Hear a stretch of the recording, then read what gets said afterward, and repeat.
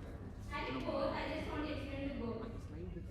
So we could see the crowd being able to get both things and they want something out of that. Yes? Okay. So I don't know how many of you know about Microphone. I'll just give a quick intro of how it started and who the founder and how we are keeping the things going. So it's initiated by our founder but audio அது வந்து எடுக்கல ஆஃப்ல தான் இருக்கு. people joined him along the journey and we are still with him along the journey. The team is growing big and we have nearly 12 to 14 people in the team currently. This particular community is particularly focused on AI and food stuff. This is a position that we have now and we will be evolving sustainably about the trends that comes and even take it and be a part of audio enable பண்ணி விட்டுருவா பேசாம அது வருதான்னு பார்க்கலாம். Recently, ஐஃபோனில் you all know ஐஃபோனில் audio enable பண்ணி விட்டுருவா camera everybody are using LinkedIn and you have seen posts by enable பண்ண பிரச்சனை இல்லை. Yes. Overwhelming response from their countries was I attended. So how many of you have attended React Nexus? We have few folks here. Okay, if you do not know what does it mean, you can just go surf and check what they do really. Okay. So the team has been traveling for past 2 days, 2 to 3 days, and currently they are here in this particular moment as well. So to keep the community alive, we are continuously working harder and harder and harder. So this is a bit intro about the community. Now we'll be going to the first talk. We have someone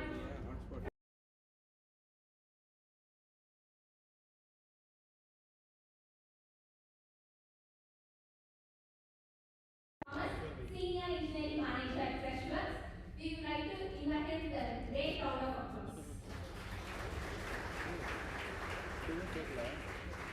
So he will be talking on from GPs to PPs, how big data powers. Yes, stay tuned. If you have any doubts, you can just note it down. Meanwhile, in the center, we will also be displaying this QR. You can scan this QR code. In the QR code, what you can do is everybody must have been having some questions. Yes, yes, do it. So you must be having some questions right from when you are attending previous events or this event, post the session of a particular session. So whatever questions that comes up to your mind and you want it to clarify, you can just put it down here. Fill them and we will be taking some questions in between the session. Cool? Can we get started? Yes. Yeah. We'll just show you the way how does it look, so it will be easy for you to understand. Just give us a second, we'll get started. Yes. This is how it looks. It will be a coming discussion, so it will be more not just question and answer session, it will be a discussion. That means you have an opinion and the other person have an opinion and there might be difference of opinion, but we also know different aspects of the same things. So we can have a collaborative learning in this particular platform. Yes? Great to go? You all can do it in the meantime, we'll get it started. Over to you. Zoom call link.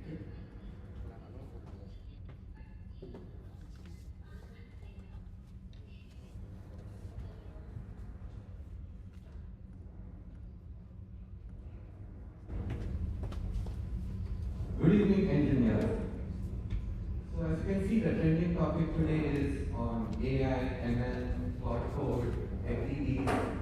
all of you all agree, AI is only as good as the data state. So in today's talk, let me take you on a journey of data and AI. I will introduce you to tools and some of the big data concepts so you need to play with data so you can make AI work better for you. So about me, I'm an engineering manager at Freshworks. I've been with Freshworks for close to 8 years. I manage the analytics platform at Freshworks, also manage the big data platform at Freshworks, and I manage the ML pipelines at Freshworks. I'm a passionate engineer on both systems and data engineering.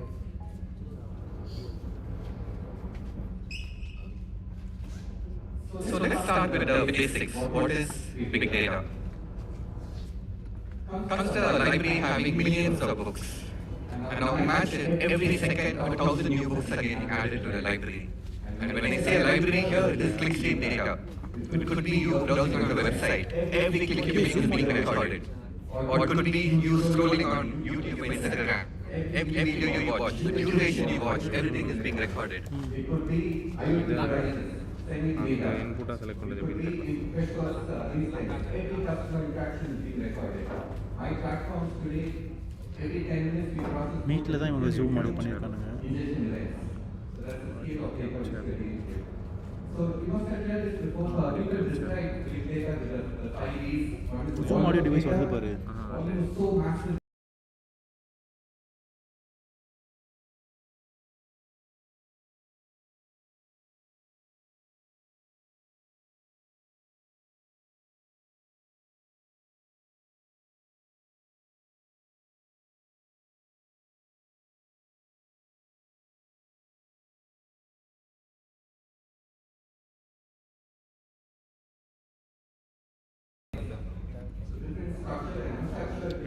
இதுக்கு மட்டும் வருது audio.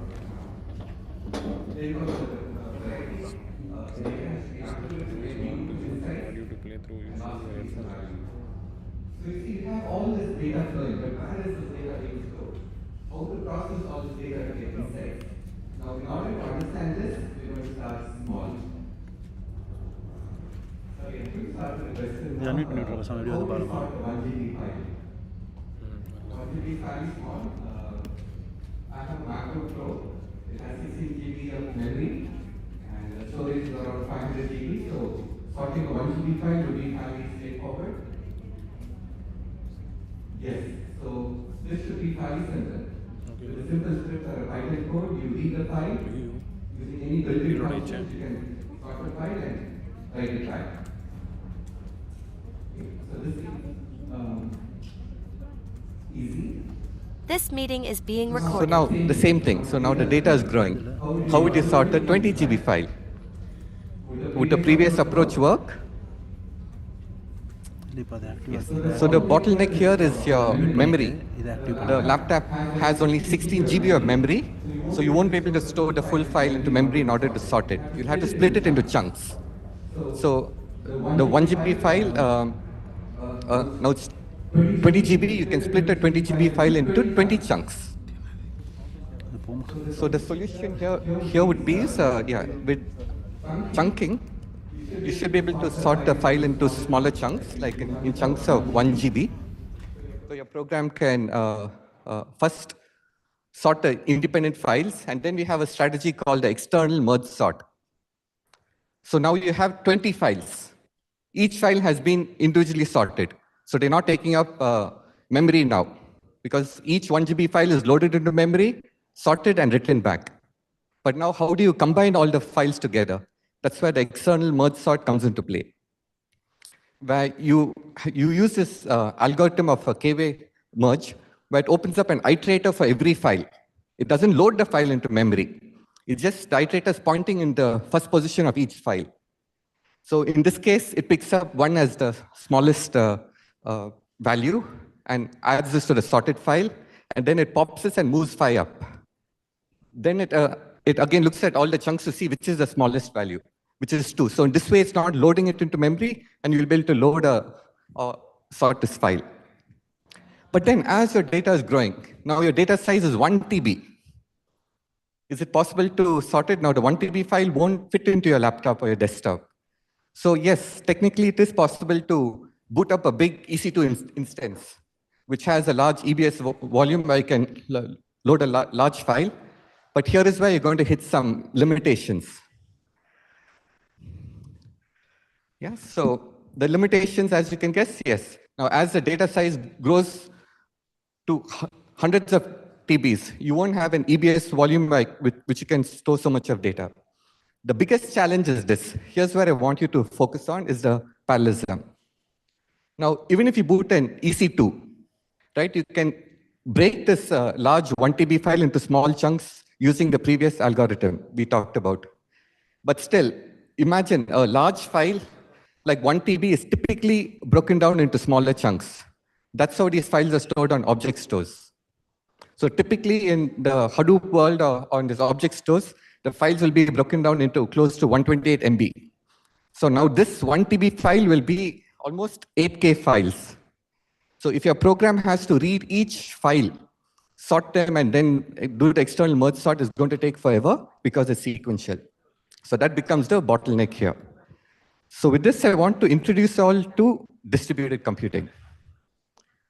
So when I say distributed computing, say for example, I have to, we do a test and I have to score each paper and answers and sum the results.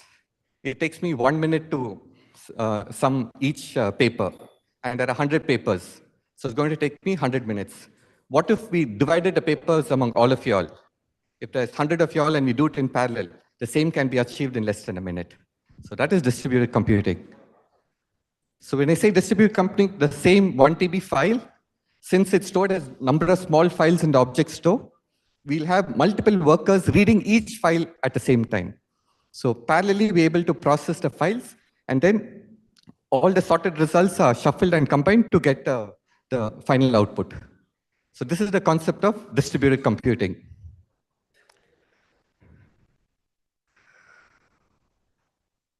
And the second concept I want to introduce you is the distributed storage. So we talked about all the data. So where is the data stored? So as you now know, most of the modern data lakes or applications, we store all the big data in object stores, be it Amazon S3 or the Azure data lake or the Google Cloud Storage. So this has become the de facto for storing all the big data. Okay. So now that I introduced you to these two concepts, distributed computing, you have number of workers working on the data in parallel, and the way the data is stored, which is on the object stores. So now let's jump into real world examples.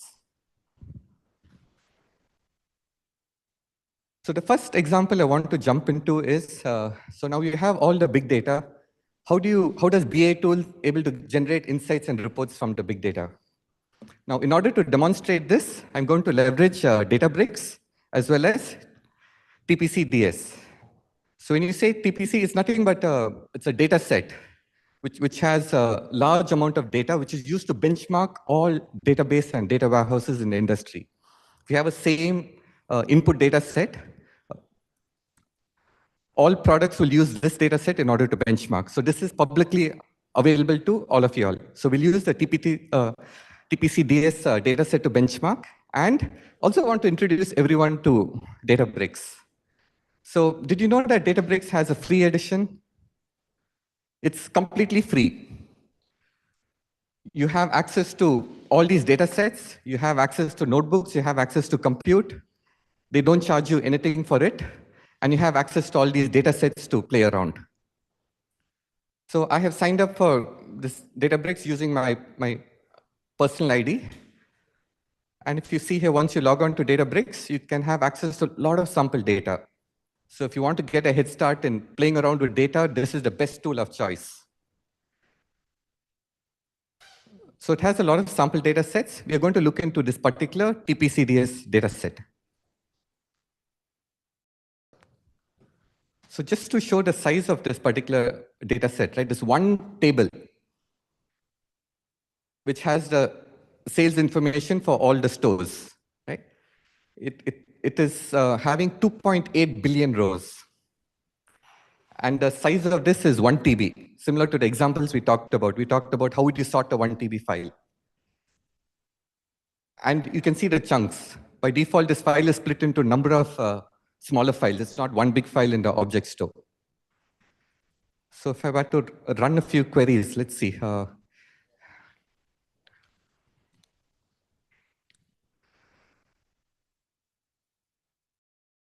Right, so the first query I want to run is, now we want to get some stats. So this is having 2.8 billion rows, right? And okay, it is still running.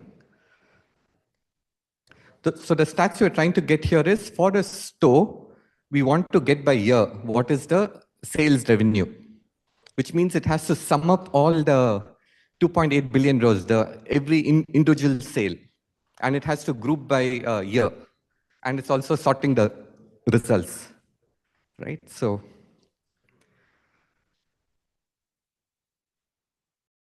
yeah, so 2.8 billion rows. Yeah. So a couple of things to note over here. So now we submitted this query. You can see the distributed computing in action over here.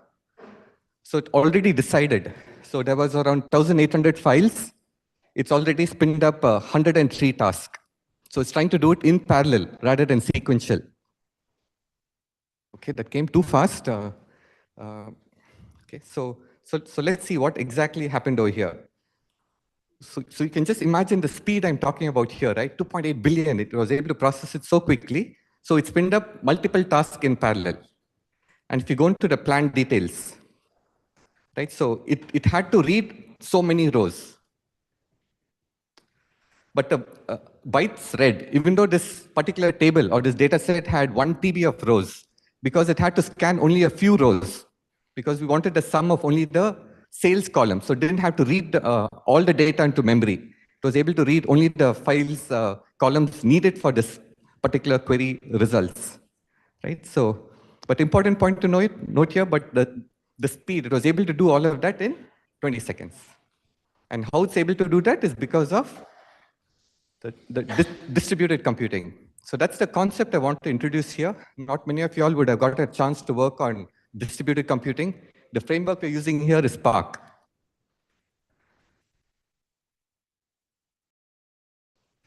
So how I want to structure this, so I'll pause here for a few questions before I move on to the next use case. The next use case is more of a ML use case. But for a data use case, does anyone have any questions on what exactly happened over here?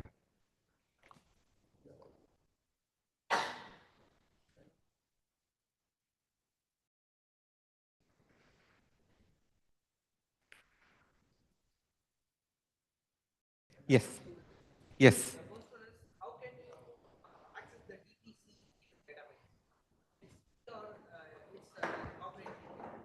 Yep. So if you see the TPTC, it's a publicly available data set, so, and it's used by all big companies in order to benchmark their product. Yes, yes. So that's the whole point here. When you access Databricks free edition, if you sign up for Databricks, by default, it comes with, so when you see a catalog here, what all the default, you can say default databases available to you. So when you go to samples, you have the weather information. This is also a big data set. You have the New York taxi information. Like that, you also have this TPC database.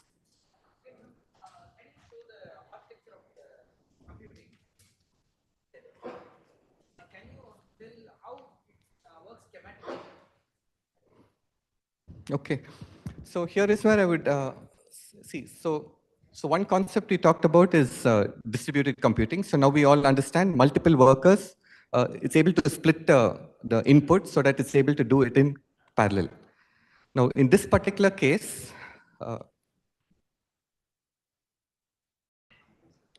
yeah, I'll refer this to explain the concept. Okay. So the example, we'll use the sort example. As you saw the TS file, it was 1 TB as well, and it had around 1,800 files, right? So now what's happening here is based on the size of the machine you allocate. So Spark, it's not one machine. you have a driver and you have multiple workers. That's the whole idea of distributed computing. You have many EC2 or nodes of workers working for you. So what it has decided is, in the example, you saw there was 103 tasks, which means almost 103 workers were assigned to process the file. So it was able to do it in parallel. So that's the...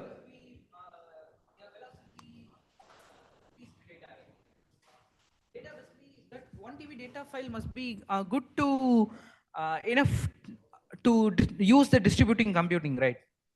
And it must be fast enough to implement on this. It must be loaded into a good environment so that we can use the distributed computing, right? Yes. So in the example we're seeing here, the file is most likely on AWS S3. And the workers is also on AWS EC2s. Between AWS Compute and S3, there's a very fast network. That's how it's able to quickly read the files. But the concept here is, rather than read the file sequentially, it's able to spin up and do it in parallel. That is distributed computing.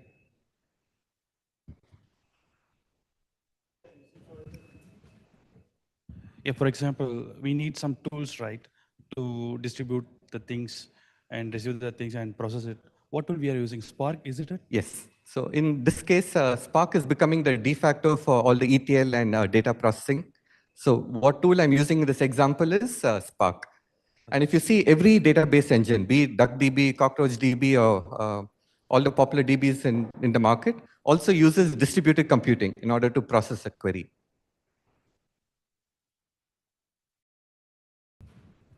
I actually second all these things, the tools we use. I just have some questions to know some theory, kind of. So there is laws like 𝗏𝗏𝗏𝗏𝗏's law, 𝗏𝗏𝗏𝗏𝗏's law when we come to distributed computing. No matter how much we parallelize, there will be still a component which will run sequentially as per 𝗏𝗏𝗏𝗏's law. So I heard you have tremendous experience in this.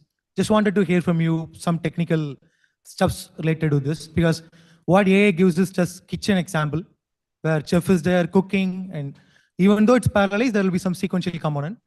Just need 𝗏𝗏𝗏𝗏𝗏's law somewhat intuitive.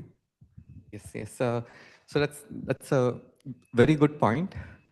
So in distributed as well, you can only have one master or one driver. But you have many workers over here.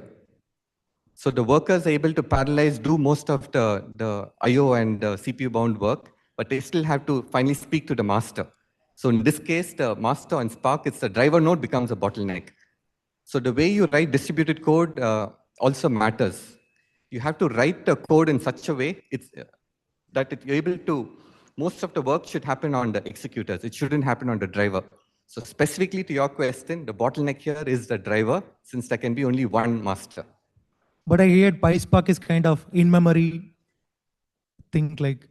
See, if you, just to compare PySpark, and most of you all will be familiar with pandas, right? So what's the difference? Pandas, everything is happening within a single PVM. So that's what you're limited to the amount of memory is there in the system. But whenever we talk about Spark, it's distributing across n number of workers. And there's no limit to the number of workers because it's the amount of compute you have and you want to throw at it. So the same data set in pandas, it'll get loaded in one machine, but in Spark, it's across many machines. Thanks.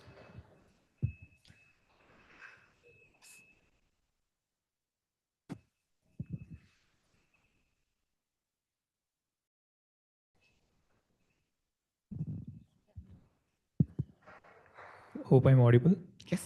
So my query is, how do we kind of like orchestrate this? Because like you said, it would be around multiple workers, and each would be like running in a isolated environment, not knowing what is happening on the other worker. So it's kind of like somewhat a parallelism that we could see in a single CPU kind of a thing, or in different cores. Even the problem there is this threat safety concept where we have to ensure the things are in proper.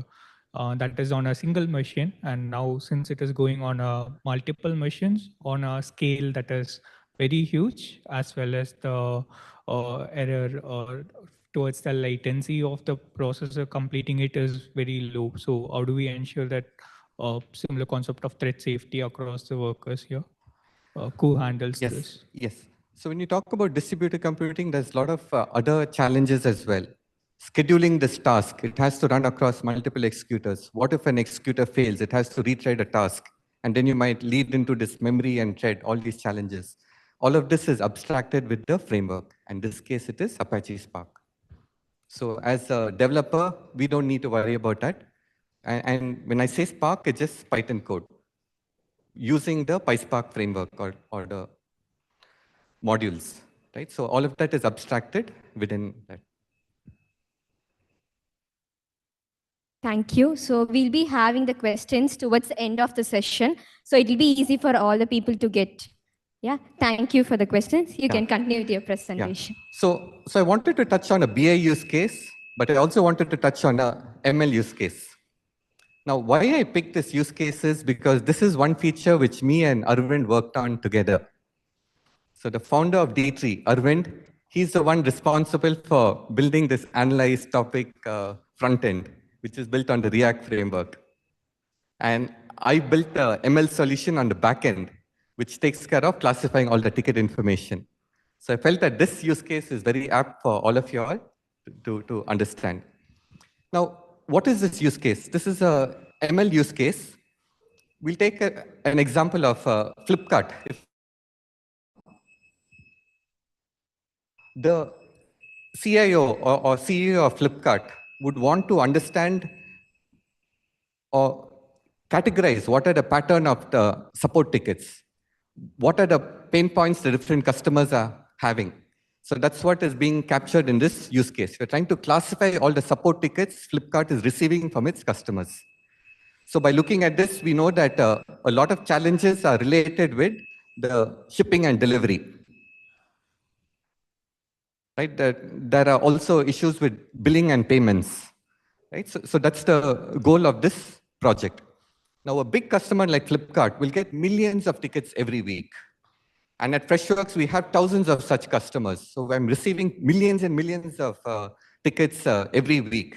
And my goal is, how do I classify all these tickets? And this is a typical ML solution, ticket classification. So let's dive a little deep into how to solve this problem. I'll walk you through the ML pipelines and how we solve the solution at Freshworks.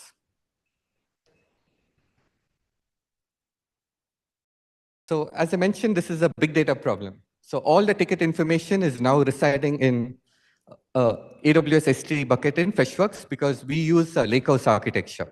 So the data is stored in Amazon S3. And we're talking about billions of ticket rows. The size of this is in terabytes and terabytes of data.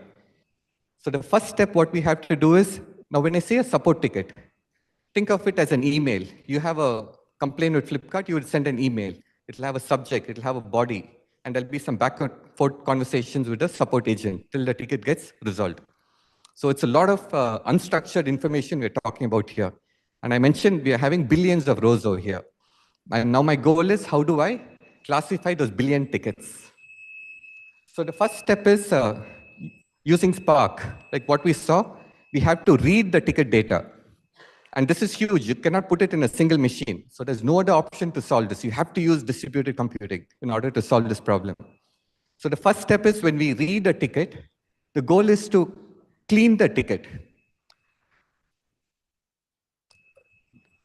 So the first challenge you'll face over here is the ticket is not in one table or one CSV. It's going to be in many tables. You'll have the ticket details in one table, the conversations in another table, the agent details in another table. So now you have to join all these data sets together. That's where Spark shines. It's able to join the data set and create a one data set having all the information you need. The second step is, so now that you got the raw data, you want to clean the data. So rather than now a ticket having all the conversations and back and forth in the email, you want to try to summarize the ticket into a few lines. So that's where the pre-processing and the summarization step comes into picture. So that's what we do as part of this step over here. So now I have a cleaned ticket. Rather than many paragraph after paragraph, I'm able to summarize the ticket into a few lines.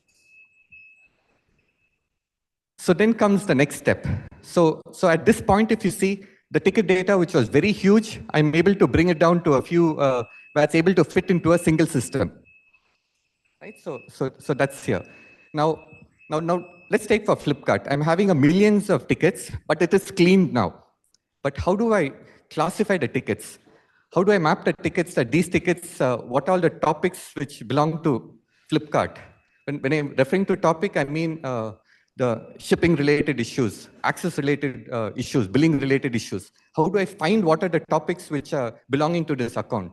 Because in Freshworks, I have thousands of accounts. A topic for one customer will not match for another customer. So I need to go through all the tickets to find out what is the topics for a given customer.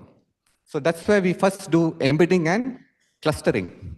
Rather than take all the million tickets, we take sampling and we cluster those samples and we try to find different clusters. Just using a sample of tickets. Not every single ticket is not possible. So now the k-means by embedding and using the k-means algorithm, I'm able to identify around the key clusters. And I don't want too many clusters as well because it has to fit into the UI page as well. So typically we look at the top 15 or top 20 clusters for a given customer. So now that I have formed the clusters, we generate a final topic. And here is where we hit an LLM call. Because the topic generated should be something which is human readable as well. If we can also come up with our own summarization algorithm, but in our case, after we summarize and cluster the topics, we hit each cluster to an LLM and request LLM to come up with what would be the recommended topic. So now we have identified the topics. So the LLM has identified that, yeah, these are the main topics for this given customer like Flipkart. So what next? So now we identified that the main topics. Now every ticket we have to classify. So we have 1 million tickets. Every ticket we have to do a classification. Match it against which of these topics it belongs to. If it doesn't belong to a topic, it means that we're missing a topic. We might even have to create a new topic. So all that logic is baked in. Now, what's typically happening in the industry now, there's a shift towards using LLM. Typically for classifying every ticket, we are hitting a LLM now compared to coming up with our own classification model. That's a trend which we are seeing in the industry. If you have to classify something, let's create a prompt, give the input ticket, these are the topics, let the LLM decide which topic should this ticket be mapped to. So that's what's happening in this step. Right now we're using a LLM rather than using an ML for a classification logic. Now that we classified all the tickets, we store those in a transactional database, which gets shown in our UI. So this is how we are able to power the ML classification solution at Freshworks for a ticket. And this is the output. This is what is shown back to the customer at a C level. So they get to understand where most of the customers are having problems at. So I'll pause here. So this covers the ML use case also I wanted to touch upon. As you can see, this is using distributed computing, AI, ML, in order to power this feature. I'll open it up for questions.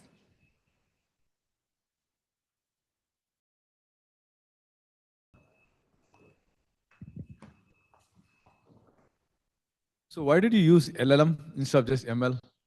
That looked an ideal use case for ML, right? I mean, did you not get the accuracy right, or? Yeah, so that's a good question. See, the trend in the industry now is how we can ship the feature out faster. Now in Freshworks, we are a SaaS, we are a multi-tenant. We have so many paying customers. Let's keep it around 10,000 customers who are using this feature. Now, if I had to build a traditional model, I have to maintain 10,000 models. I have to keep refreshing those models every week. So yes, the time to ship this feature will get extended a lot. So the trend in the industry is let's use LLM to quickly ship a feature, even though we know it's expensive. But if the feature gains traction, if customers are willing to pay for the feature, then we would invest in building a ML solution.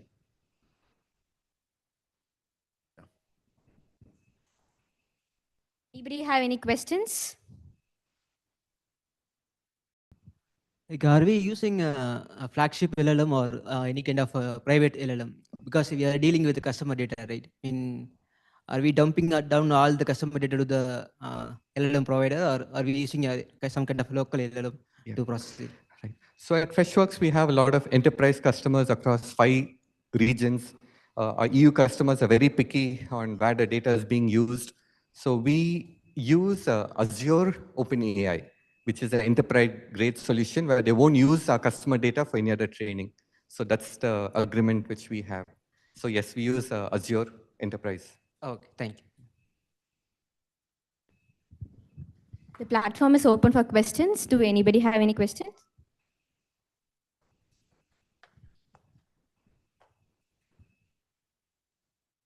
I have 3 questions. So the first one could be vague. Why do we need that clustering thing in between? We do embedding extraction, and at last we pass to LLM. Can't we just rely on LLM? If the tickets we have are textual mostly, can't we just, after the cleansing process, after we do the T-duplication, PIA masking, can we just rely on LLM just with the prompts?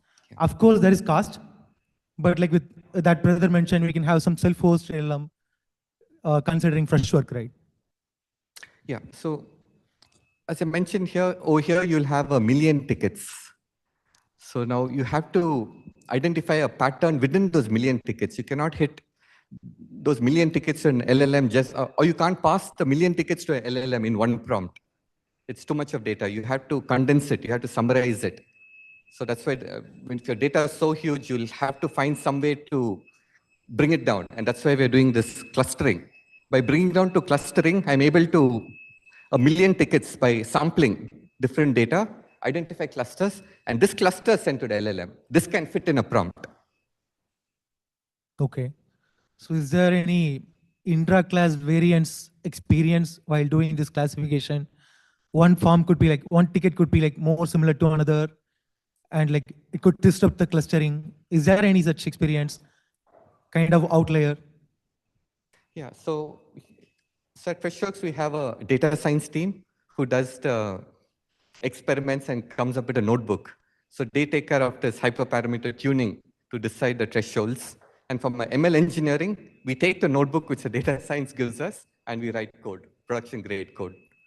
Okay, one last question. So how do we define these number of classes? We have around n clusters there. How do we define that number? And if it is like k-means, we can go for that elbow method where the graph shifts somewhere. But like, do we have a defined number of classes here? Yeah, so the limitation in this case is the UI. So having too many topics would bloat the UI. It won't make it meaningful. So this is something a product manager will also have to pitch in to give recommendations. On an average, you want to show only around 20 topics.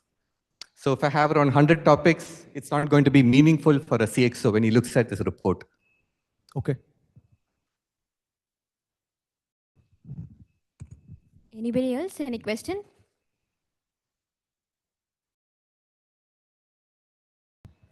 So have you tried anything with this open models like Llama and other things for classification? I have gone with any proprietary model. Okay, so if you look at specifically the models we are hitting now, as I already mentioned, it's Azure models. So when we need more reasoning, we hit a GPT 4.1 model. When we need less reasoning, like in this case, we need more reasoning in order to identify the topics. So we hit a slightly higher model, which more reasoning capabilities. And for a simple classification like this, we hit a GPT 4.0, which is okay. It costs cheaper because we had to hit 1 million tickets. Every ticket we have to hit. So at Freshworks, we had to balance with accuracy as well. So if you go with the open model and we can host it, but we'll get a hit on accuracy. And this is a feature where we have to balance between accuracy versus cost. And right now in the industry, every CEO is telling the same. It's okay to spend on AI. The AI cost per unit is going to come down. So it's okay to spend. Let's not lose out on the AI race. We need adoption. So specifically for this, we don't mind spending for this because this is what customers expect as well, accuracy. What is the size of the model you use approximately? Size of the LLM models? Correct. For this use case, as I mentioned, it's a GPT 4.1. It was a similar question actually. Yeah, so this 4.1 model, the 4.0 model, depending upon the reasoning needed, and these are decided by the data scientist. Anyone else? Okay. Thank you so much for your time. I hope you understood a little bit about distributed computing. Feel free to sign up for the Databricks free edition. Not many people know about it. It's completely free. Make use of that to start your data engineering and ML journey. Thank you so much. Thank you so much for joining us for this session. It was really amazing. You were clearing all our questions, doubts very politely, and you had so much depth into the concepts. I hope the audience really liked your session. Thank you so much.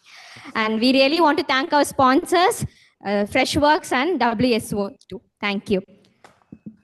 Okay. How many of you remember the one that I said at the start of the event? Yes? Okay. You might be hearing this noise for a long time. They're just having the trial of fire alarms. So that's the reason we have that. Yeah? Okay. So how many of you filled this form sincerely? No?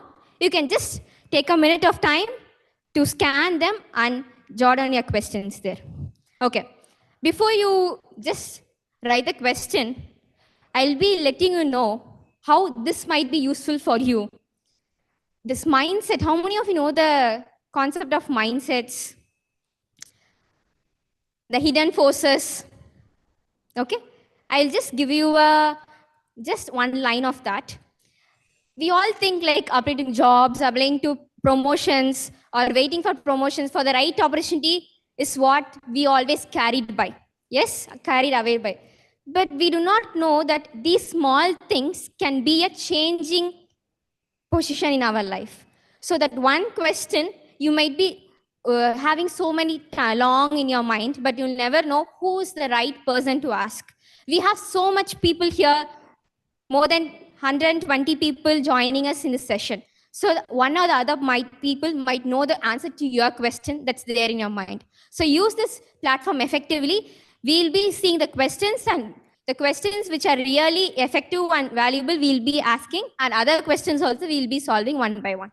Yes? You can just take 1 minute of time and fill it. Meanwhile, we have all the speakers here. You can connect with them in the break and get connected. If you have any doubts, you can ask them. Have you scanned? Yes?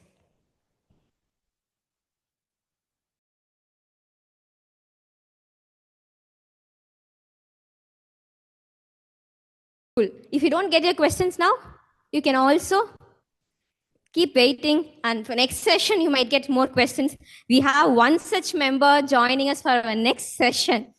He's a person, how could say, driven by community. Continuously, he's giving back-to-back talks. He was at Nexus. He's at Freshworks here today with Digital Dreamers then, and tomorrow he'll be in different place to give a talk. So we would like to welcome Mr. Jerad Rutnam. He's a ThunderID team member at WSO2. So he'll be talking today on ThunderID identity built for React developers. Can we all give him a round of applause, welcoming him onto the stage?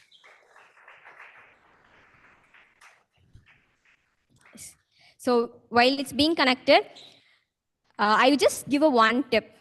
We all see the topics before head itself, right? So before you come to the sessions, make sure that you take research about the person a little, what they have did, and what questions you can ask, and how it can be help you or benefit you in your career profession. So it will be a great help, since we won't meet in all places. This kind of platform gives you reach to a better level. Yes? Moving on to the speaker.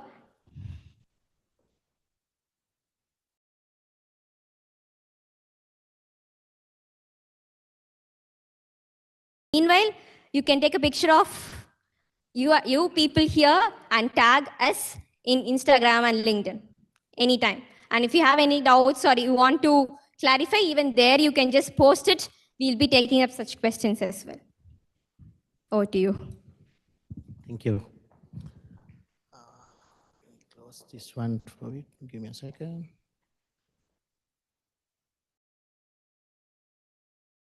Okay. Good afternoon, everybody.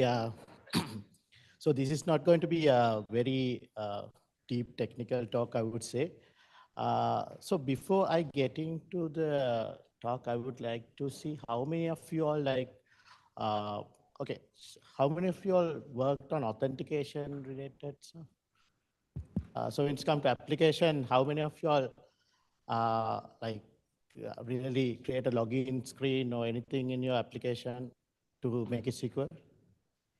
Can you raise your hands? I just want to get an idea. Okay, there's, okay, got a few. Can't hear? How about now?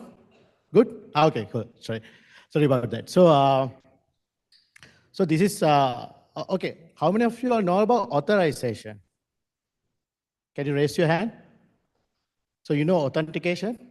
That's simply login, right? How about authorization? Okay, that's quite a bit. Okay, right.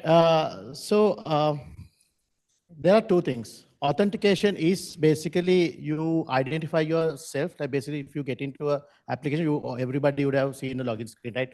I mean, if you get into a Facebook or any application, there'll be a login screen. But once you log into a system, it's not only that. So after that, you have to make sure the person who log in will have proper authorization or the proper access level to get into a different section of the application, right? Now, if we take a simple example, actually, I didn't prepare on like educating on the authentication authorization completely, but I just briefly give you an idea. So you would have seen like, so if you take a typical like HR application in a company, right? Or an employee application. So different employees has different level of like operations that they can make in a company, right? So then when the employee logs into the system, some of them will see, okay, maybe changing their profile details or maybe accessing their company-wide applications, etc. And then some of the like more authorized, the people who have more like maybe a better or a topper privilege will need to go into like employee management like things. So we need to make sure when a user log into a system that we are giving proper access level to the person who logs in. Otherwise, imagine if someone else like the regular employee logs in and get into a another like a section where you have like managing users or the employees, and that person logs in and try to change the other stuff, right? So that will be a mess, right? So you need to make sure the proper access level is in place, that the person who logs in will only can do what the person should do in a system. So in order to do that, that is where the authorization comes in. Like if most of the, like even like yesterday, we had a lot of discussions. Some of them didn't have an idea that where the proper access level should place in. So how many of you all like worked on React applications? Okay, there's a lot. So, you know, so basically like if you have like React components, so, or like we'll take React router, right? So we have, we use React router to navigate to different pages. And imagine now you have this particular route called admin, okay, which is there for you to go and do admin level operational stuff. And there's this other page. It's simple, like everybody can use it as maybe it's to work on some business level operational or like view basic level statistics, etc. But not to manage or change configuration, etc. in a system. And then how you are going to do that? when a user log into a route? Anybody have an idea? Okay, no. So we need to actually make the route protected. So that is where the authorization comes into place. Not just after you log in, and then you check the authorization level of the person or the access level of that person, and then you want to give a proper authorization whether that person should log in or not. Then that is the very least level of security we are applying in an application. And then imagine if, okay, so you get into an application and then you have the APIs also exposed. Now you have properly secured the application through React by protecting the route. But not only that, or you can protect the component levels as well. But not only that, then there's the API is also exposed. How can you make sure whether the API is also properly secured when it comes to applications? Anybody have an idea? Sorry? You proxy? Yeah, that's one way. And by proxying, what you are going to do that there?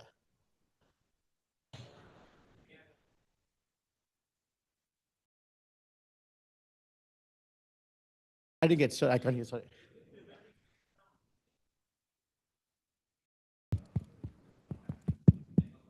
Yeah. Yeah, it's kind of layer, okay. So what I was trying to say is like when we try to proxy the network response, we'll be kind of hiding the like end user to see what was the request which is paying and what is the object structure which is going to come as a response as well, right? So that is the one thing, and the URL will be also proxied for the endpoints. I mean, what are the services that we are trying to reach from the network level? Okay, so that will protect that the data is not coming to the application level, right? But still, if you use, okay, that is that the application is React. Still, you can use other tools, right? Like curl or something, and you can execute the API. Well, then what will happen? Sorry? So we can have a token, access token, right?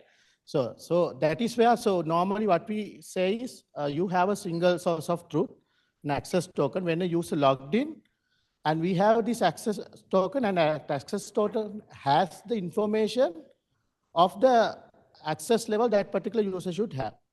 And from that point onwards, we need to maintain that access token throughout, or there are several other methods saying refreshing access token, etc. How long the access token should be there, and so on. But then there will be an access token throughout while you are accessing the application that we make sure whether the user should get into, where the user should be able to get into in your system. So that's like very high level. I just want to get you, give you an idea on the what do you call, how to secure an application. That's just one part of it. And apart from that, while I will go through this talk, I will touch here and there a few points where the complexity comes in securing a system when we move forward. Yeah. Okay, so I didn't introduce myself. I think briefly she introduced. So I'm actually working for WSO2 as a senior software technical lead. I've been working for WSO2 for like past 12 years now. So my main focus is actually user experience side, and I'm overlooking the front end as well, and as well as I'm one of the co-contributors on ThunderID project. So that is where I'm coming into going forward. Right. So let's look at the application development landscape. So we have been like working on application development, and during, if we look at like 10 years back or 15 years back, there have been several hypes that has been coming here and there in this landscape. So one of the major like the hypes that came in this landscape is the cloud native. So I think you would have, like everybody knows, so when this Kubernetes, containers, Docker, and everything came into a place, people have started like saying, oh, all the applications should go into cloud. We are no longer maintaining our application in our local hosting environment or different service provider. So we pushed everything to cloud. So when it's go to cloud, so if we take the traditional application, how we develop, how many of you all work with PHP or Java application? Anyone working with Java? Okay, you have Java. So how do you like normally do? So we normally create a single application as one, right? Have you worked with JSP as well? Yeah, so it will be Java backend and JSP frontend, and we host everything together, right, as a bundle. But when it's come to the cloud native, we can't host one single system as one, as a single solution, right? We need to scale the application as well. Then what will happen? Then we try to break this application into 7 different services. And then we have a distributed system, right? And there's little touch on the distributed system there as well, but this is on the application distributed system, right? So what will happen there? So then, now earlier days, when you have a single application, it just, you have the user and then you have the system, and you in between you manage the security. And that is what we like spoke about earlier. So you access and then you know what is the access level you are supposed to get it, and then that point it's done, right? So it's just this one-to-one access we are talking about. Now, when the cloud native comes in, what happens is now you are dealing with multiple systems as well, because it's a distributed system, right? It's not just one backend that you are dealing with, or the UI dealing with one backend, or the user dealing with an application. Now it has been distributed. Now you have to make sure this particular access level should affect on the other distributed systems as well. So this is, in this case now, making or like storing access token in a, so typical way in React we do is we have client-side storage, and if we have like Next.js backend, we will store the backend in the Next.js environment, which is the node, so more protected, right? So this can be, again, you need to think. Now, if you have another system you are working on, then there should be a proper authorization that should be handled that this access token is trusted or not, right? Then otherwise, if there's a middleman in there, they can steal the access token and act as the originally logged in user. Is there anything so far that I should clear out, or is it clear? Or is it too complex? I'm going fast. Is it, what I'm telling is clear for you all? Any question? Sorry. Okay, my bad. So I'm used to the head mic that sorry. Is it clear what I've been telling so far, or do I need to clear on anything? Any questions you all have? I just want to pause a bit and see. Looks like people are a bit out. Okay. So if there are no questions, I'll move on. So I've been talking about security of applications and where the authorization is needed, and it is just like the basic giving access to the user. Now the things are getting more serious when there is a hacker comes into place, or even by mistakenly, like I said earlier, if you didn't give a proper access level to the user who's logged in, it can expose unwanted data to another party, which the data should not get in. So, wait. Sorry. I hope now it's clear. Right? Good. Sorry. So if the data gets leaked from it could be because the way that you have secured your application or your system is wrong, or it could be a bug from the code that could lead to a data breach, right? So this is where things are getting more serious, and then this PII and like the security regulatory came into a place where they expose like if a data breach happens, then there will be consequences that you will end up paying fine to the legal body or to a particular company, right? So then there have been like several things that got started place in like GDPR, HIPAA, or even in India we have India IT Act or DPDP, right? All those things came into a place. So so you need to make sure that your application security properly in place, that you will not get into a trouble by leaking the data of someone else's personal details to another, which that data should not get in touch to, right? So if I go back to the earlier situation that I was saying about the distributed system, in between, if you have not properly handled the security, when the system talk to a different other system, then in the middle, there can be a place that the breach will happen. So it's not one place that you need to secure. It's not the application only you need to secure. You need to make sure application, then application to application security, and the other services if you are working on, and that services, that communication also be properly secured and properly handle the authorization in between. Then we got into a agent era where we all are talking about these AI agents and so on. Now things are getting more serious.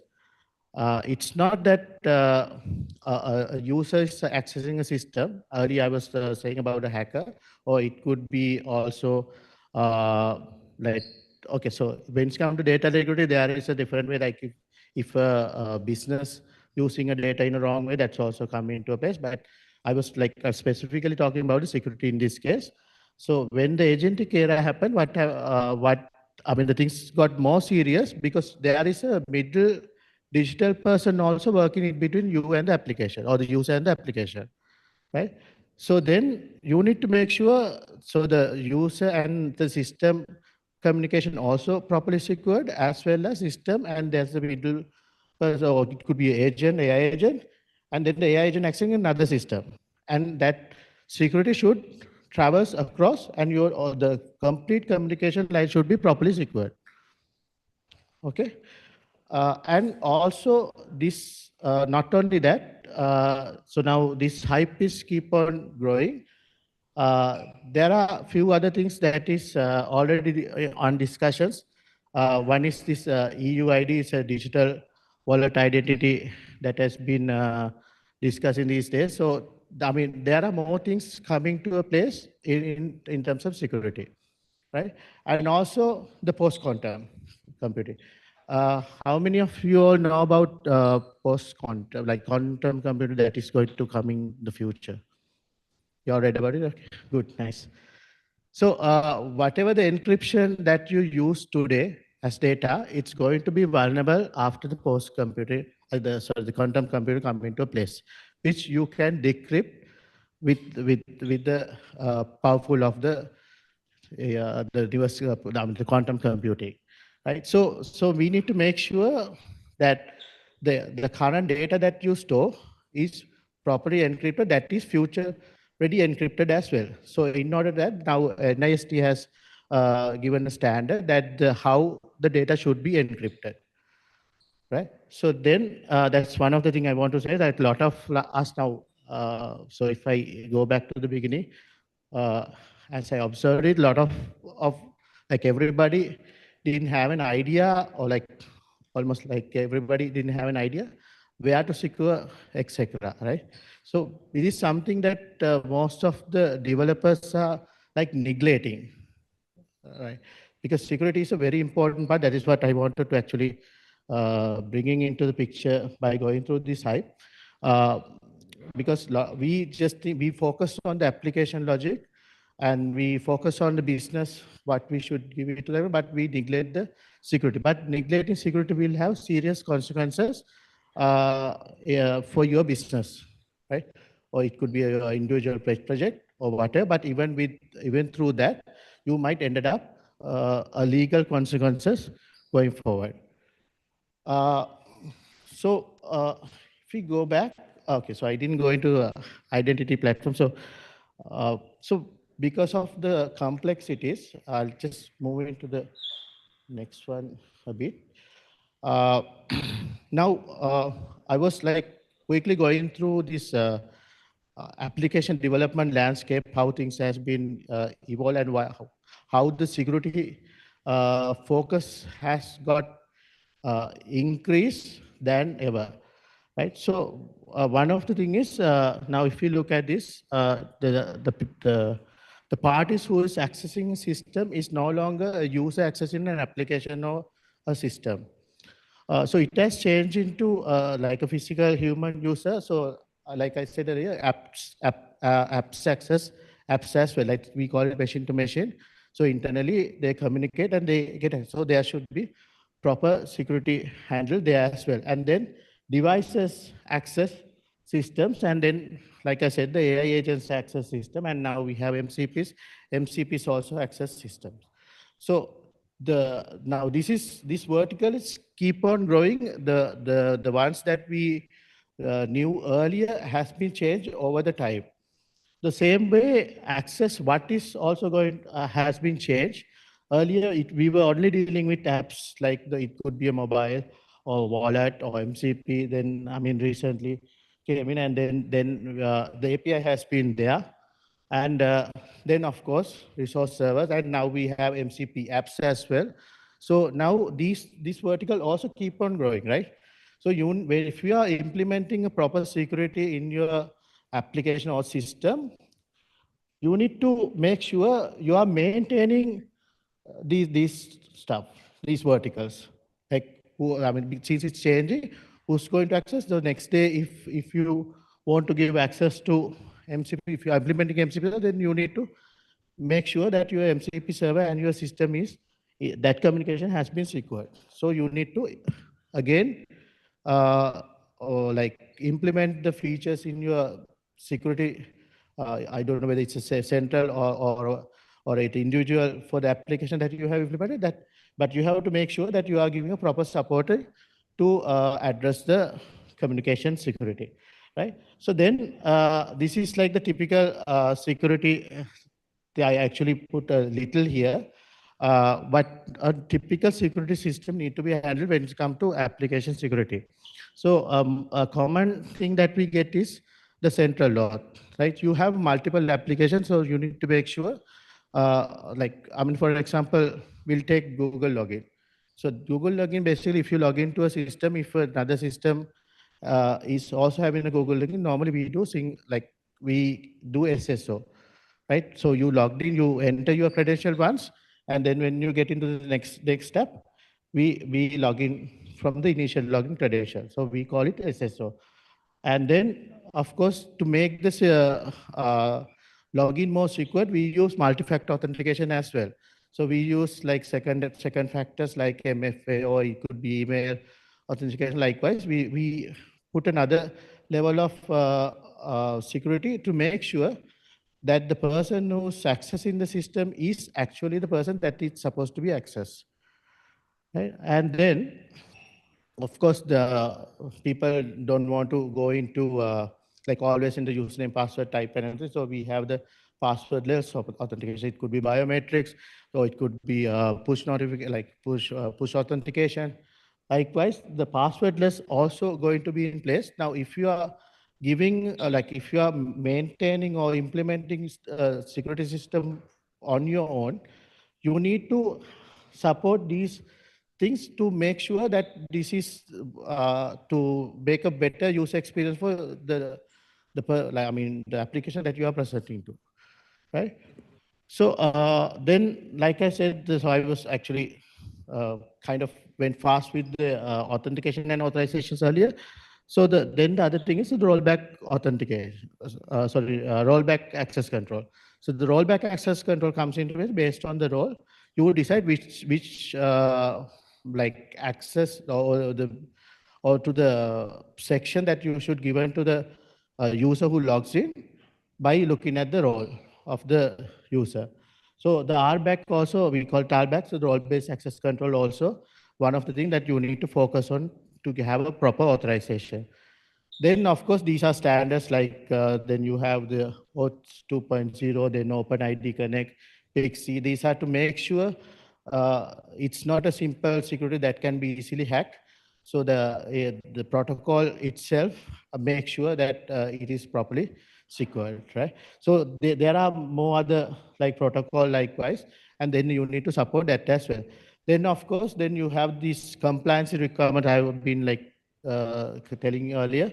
So you need, I mean, these things are getting added more because if your application is going like maybe it's this thing today you make your application for India, and then India you need to make sure it is properly compliant to like Indian IT Act or like DPDP and so on. So that compliance makes sure that there won't be any data leakage or you expose any sensitive data to an unauthorized user, right?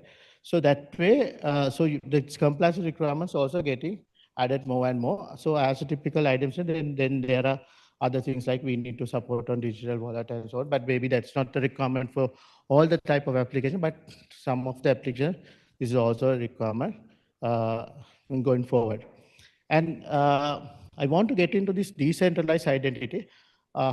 So since you all said you all have not implemented or an authorization system, have you all like used any SaaS solutions like identity providers or identity solutions? Yeah. So what's the like if I just want to know like what's the SaaS provider that you used? Okay, Freshworks, right? Okay, so you have Freshworks, and so there are like IAM solutions out there. Since because of these complexities, we need to actually focus on this because focusing on this will take a lot of time. Like it could take like maybe a year or 6 months, or things getting when the things that you need to keep on adding will again extend the duration that you need to build a proper security system for your applications, right? But that is something as developers we don't want to do, because even with AI, we can get it done for a certain level, but still you need to have a proper knowledge and proper like the validation in place to make sure your security system is in a proper stand, because it's very important. If something goes wrong with the security system, your entire business will be on in a serious situation, right? Because you don't know, like I said earlier, so you might end up in a legal problems as well. So you need to make sure you have a proper security system in place. So so this is where the identity like solutions comes into place, because the identity systems want developers to focus on the business logics and whatever the stuff that they want to do with the application, and not to worry about the security, and move on with their strategy on going to a market, taking the application to market, and so on. And that is why I want to get into this compliance part, because today you will think it's only for India you can implement one of the compliance and you are done. But tomorrow you think, okay, this application going global, we are taking it to EU, Europe, right? And then you need to make sure it is GDPR compliance as well. So likewise, these things are keep on adding. So make sure, so if you are implementing a solution, these are the things that need to be in place. But this is something, this is what I'm saying, we should avoid. This is the complexities that we can avoid and focusing on the application development. Okay, so so I want to go back to this slide. So most of the identity solutions that has been developed is either before the cloud native era either in the cloud native era or before that. The Freshworks also is something that came before cloud. Even WSO2 has a downloader product called 𝗬𝗲𝗰𝗀𝗃𝗃 server, which is also developed before the cloud native era. And then there are other solutions like 𝗘𝗺𝗯𝗲𝗃𝗃, Auth0, Okta, all a SaaS identity solution, which came in the cloud native era, which is only a SaaS solution. So there are options for us to choose on, right? So my like as a developer, what I would say is like, I mean, spending time on implementing IAM solution is pointless if you want to focus on your business logics, on your application, because it will take more and more time. Since I've been working on the IAM solution, like this product, I know how much complexity, how much things that you need to think of, and what it will impact on your day-to-day if you have a different other businesses, right? So this is a bit of landscape. So in WSO2, like I said, so we have two identity solution at the moment. One is it's a downloadable product, and using that, it's called WSO Identity Server. Using that, we have implemented a SaaS solution called WSO2 Identity Platform.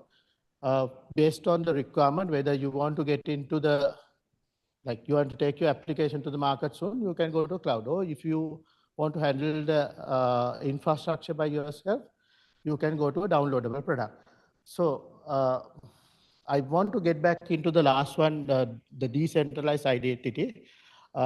So there is a requirement nowadays that the identity infrastructure also need to be owned by the company. That's because of the security, because the company doesn't want to keep their data on a separate place, that to make sure, like especially when it's come to government, they don't want to store the government data in a US region, right? So they're going to own the infrastructure of identity as well going forward. So this is also something you need to consider when you're choosing an identity solution, and whether all your requirements are properly, I mean, all your requirements are in place in the one that you are choosing. So based on that, you can choose it and move forward with identity provider. So this is so again, I was not prepared on like educating on the identity part completely, because I was too like introduced ThunderID, but then I realized so we need a little bit of recap. That's why like quickly went with earlier on the identity and authorization part a bit.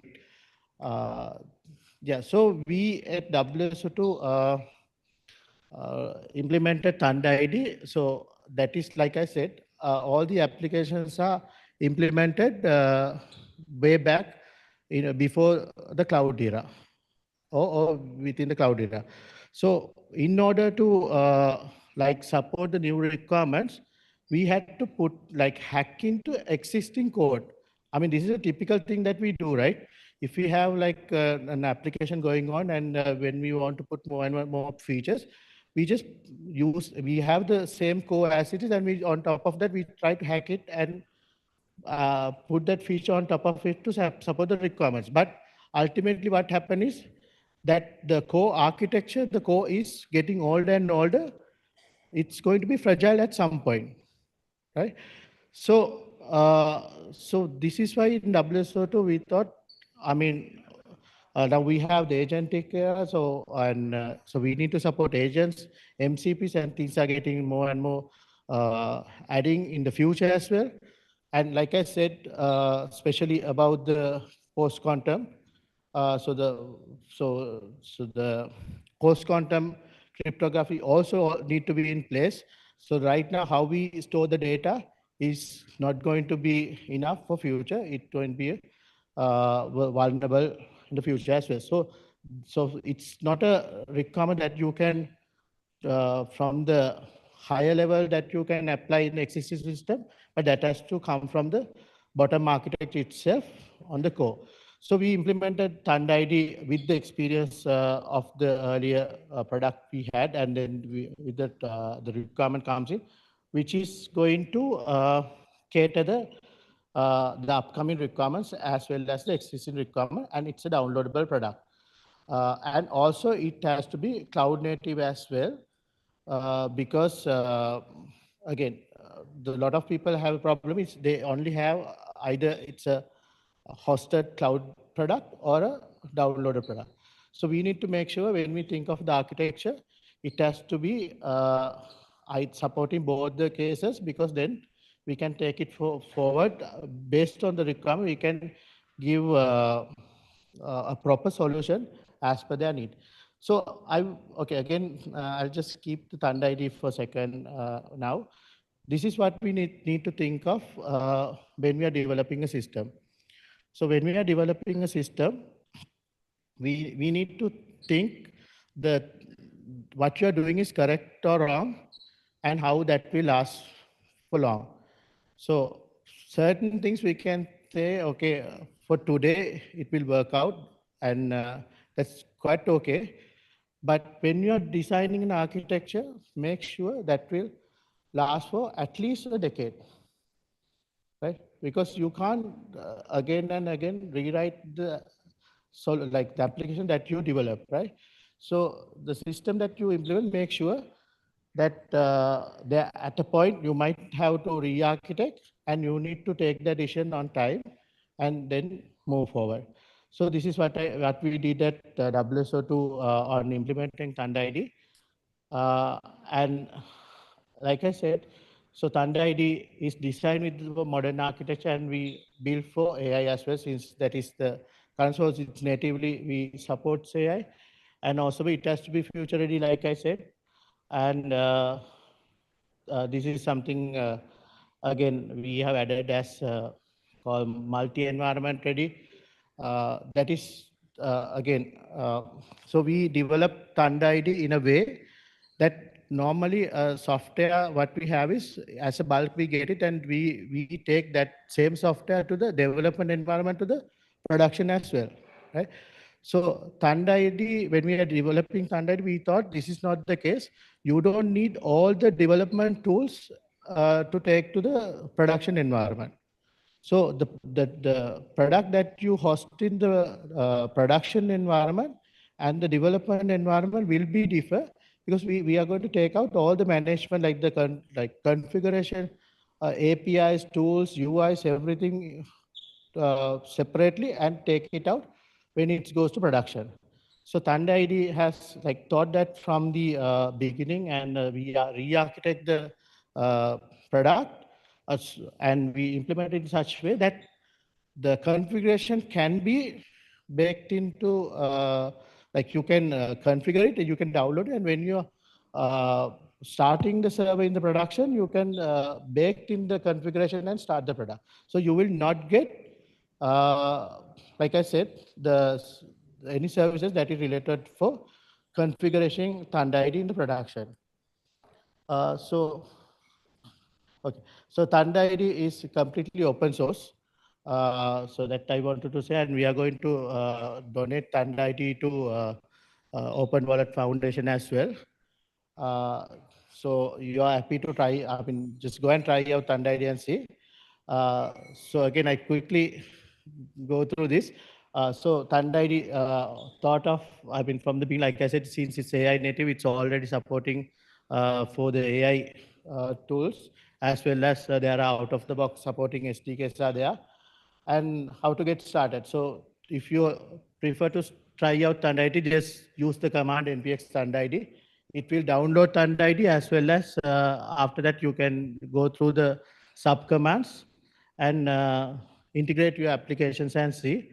And also there are try out commands to just without integrating your actual application and try out with samples.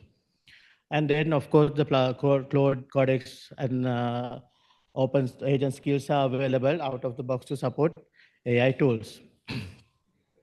And also, ThunderID is also already been partnered with a few organizations, and we are working on the government project, a few government projects with Lanka Software Foundations to power up the government institutes. And anyone of you all know MOSIP? All right. So MOSIP is again an institute that we are working with. They are working on the eSignet 2.0 project, which is the India's national ID project. ThunderID is going to power the national digital ID for India as well. And also, so yesterday we had this campaign, so we wanted people to try out Thunder and see and experience it, how the developer experience, and share that with us. And there's a bit of a competition that WS is sponsoring that we'll be giving to Airports Max for 2 lucky winners. And also we will be distributing first purchase of ThunderID among India. So this is exclusive for India.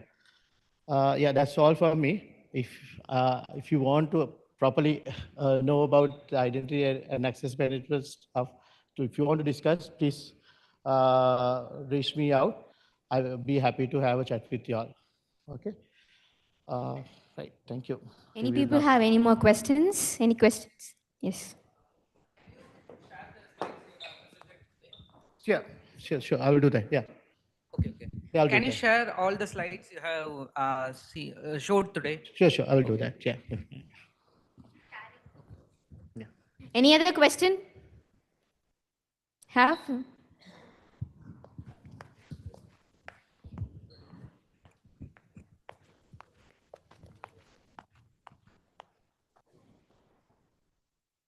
Yeah, actually, I was working in a product based actually. So there from cross domain, I need to share some data, privacy data. So there we can use, we cannot use because a single server contains upon its own server database, and another one will be containing on own its okay. Yeah. So for that, how can we just pass that user credentials? Like say there, I have used like a blockchain. So consists of a different nodes will be running on each node. So there I will be giving a difficulty level. So using the HMAC and secure hashing algorithm.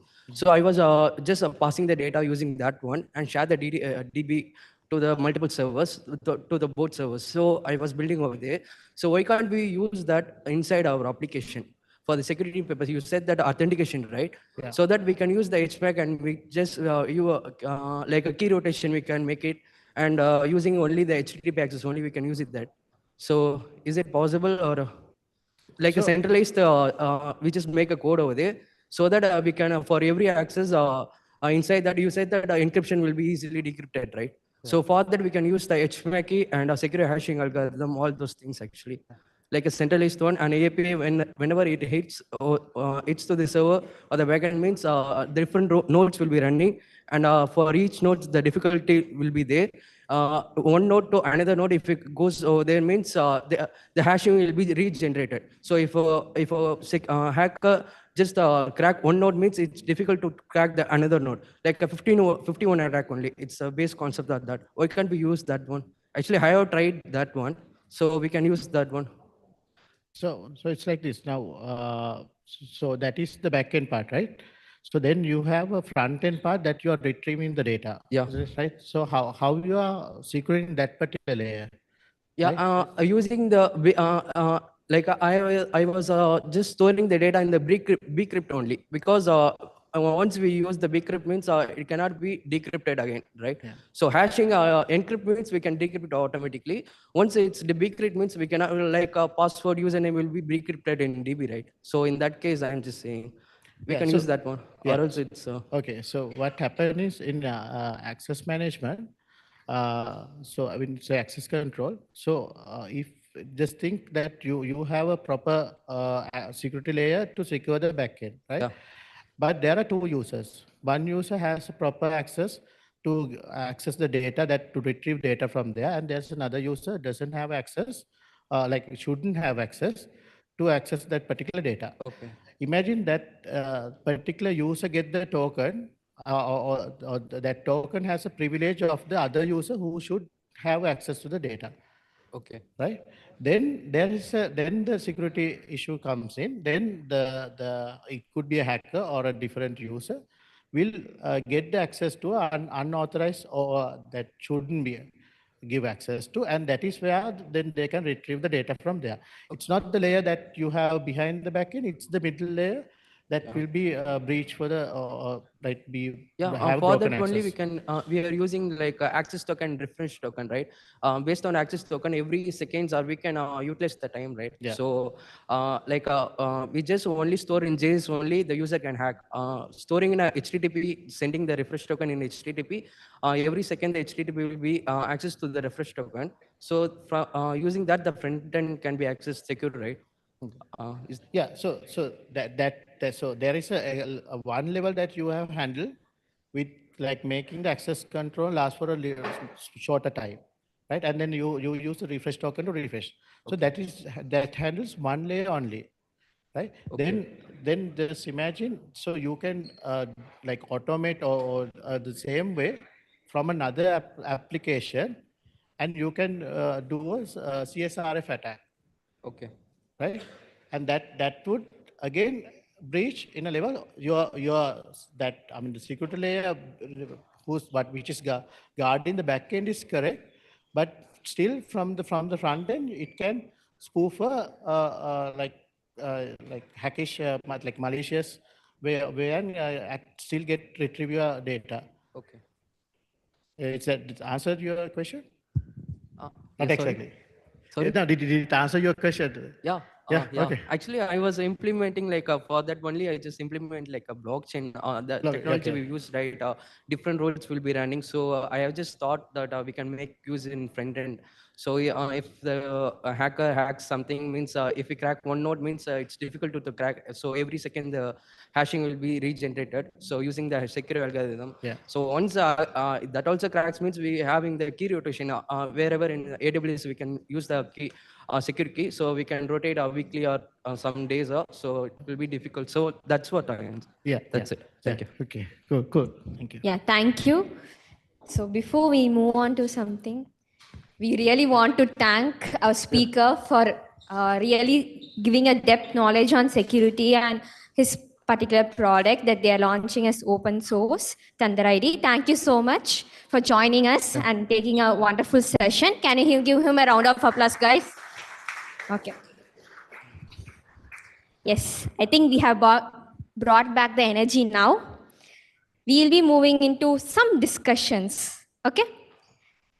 You all fill that QR that we sent? Yes? Fill the questions. How many of you fill the questions? Only few? Others have questions in your mind and hesitating to fill? It's anonymous, so anybody can fill, right? Yeah.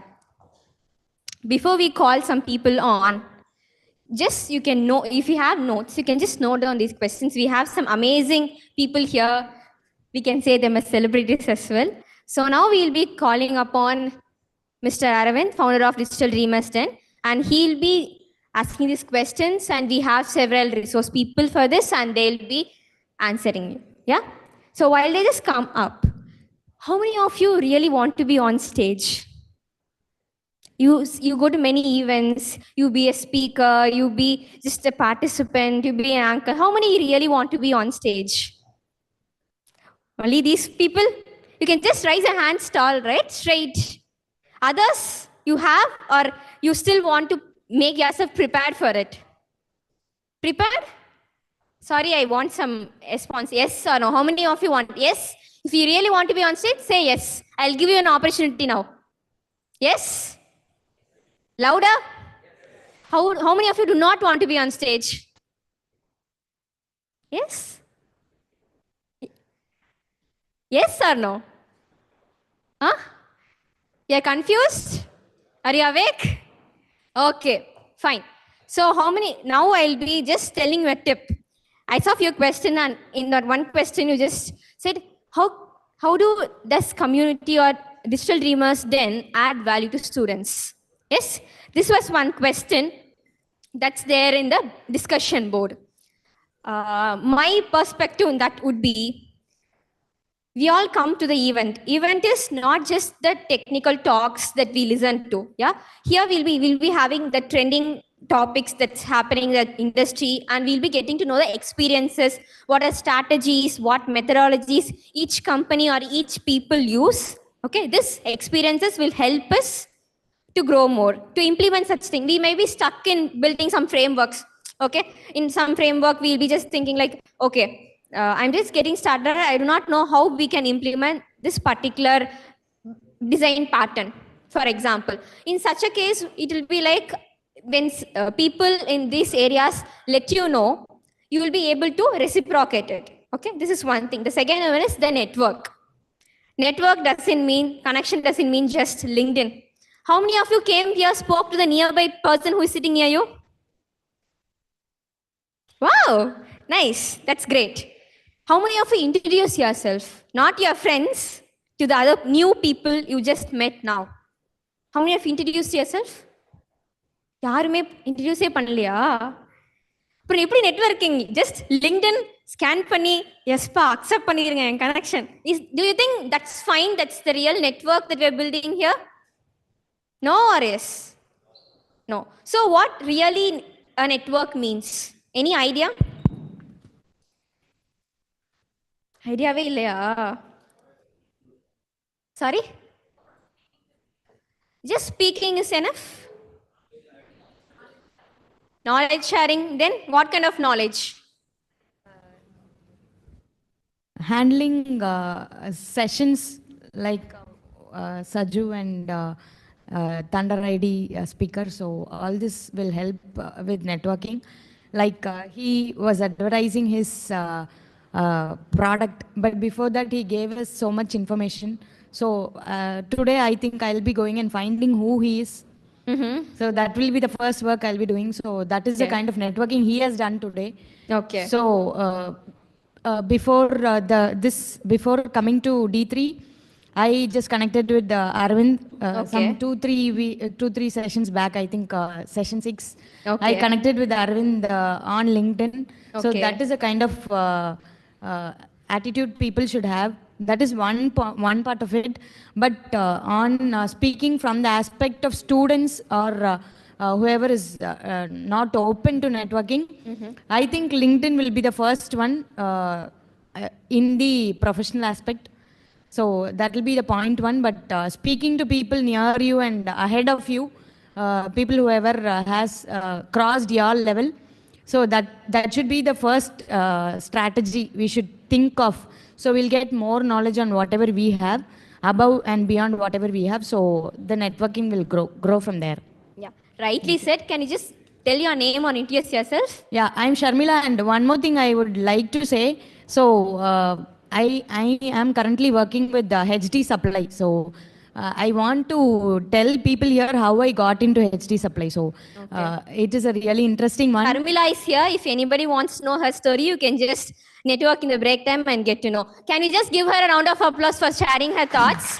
It really takes in confidence that you take the mic and speak. How many of you said yes, but she grabbed it first? Yeah, this is one experience that you can take away from this particular meetup. Yeah. Adding on that, I just wanted to add something. Is first point, the LinkedIn is really right. Speaking to people is right. That more than this, you need to know exactly what the nearby person does. Only then the real networking knows. So if you know something, if they know something, and any other time, you can reach out them. Yes? Yeah, thank you so much. So yeah, I would like to say one more thing on how I got into HD Supply. So people here... sorry, we will be having this session after this. Okay, so yeah. we'll share later. Yeah, thank you. Thank you. Now we will be inviting Mr. Aravind to have the things which are in the discussion board. Hey, hello guys. So how is it going so far? Thank you. They are high in energy. Okay.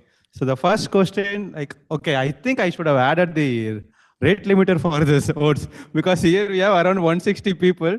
but the vote shows like 3,296. How many of you people just upvoted, keep on upvoting? Tried? There are honest folks here too. I purposefully let it out because I thought like the engagement will not be this much, but I could see like now a lot of testers are here. Like someone like typed it Chinese and all to test it out. So you have given me a weekend assignment. I'll go and fix all these things. So with that being said, the first question is any tips or framework for the student who are currently pursuing CSC in college? Requirements to join Freshworks company. Okay, I will come to that last. Perfect question to you. Yeah. The first question, like, see, I won't say like go with any particular framework. Okay. So not even language. If you see the current market trend, that is, if you apply for any job role, which is more than 4+ years or 5+ years, or for the beginners, the entire software department is there in the job description. So I would say like pick some language of your choice. Maybe if you speak JavaScript, try to be expert in that language. Don't say like, now Claude is there, Cursor is there, I can write vibe coding, I can do any coding using this vibe coding tools. So why I need to know the fundamentals? So that are the major thing nowadays students are skipping.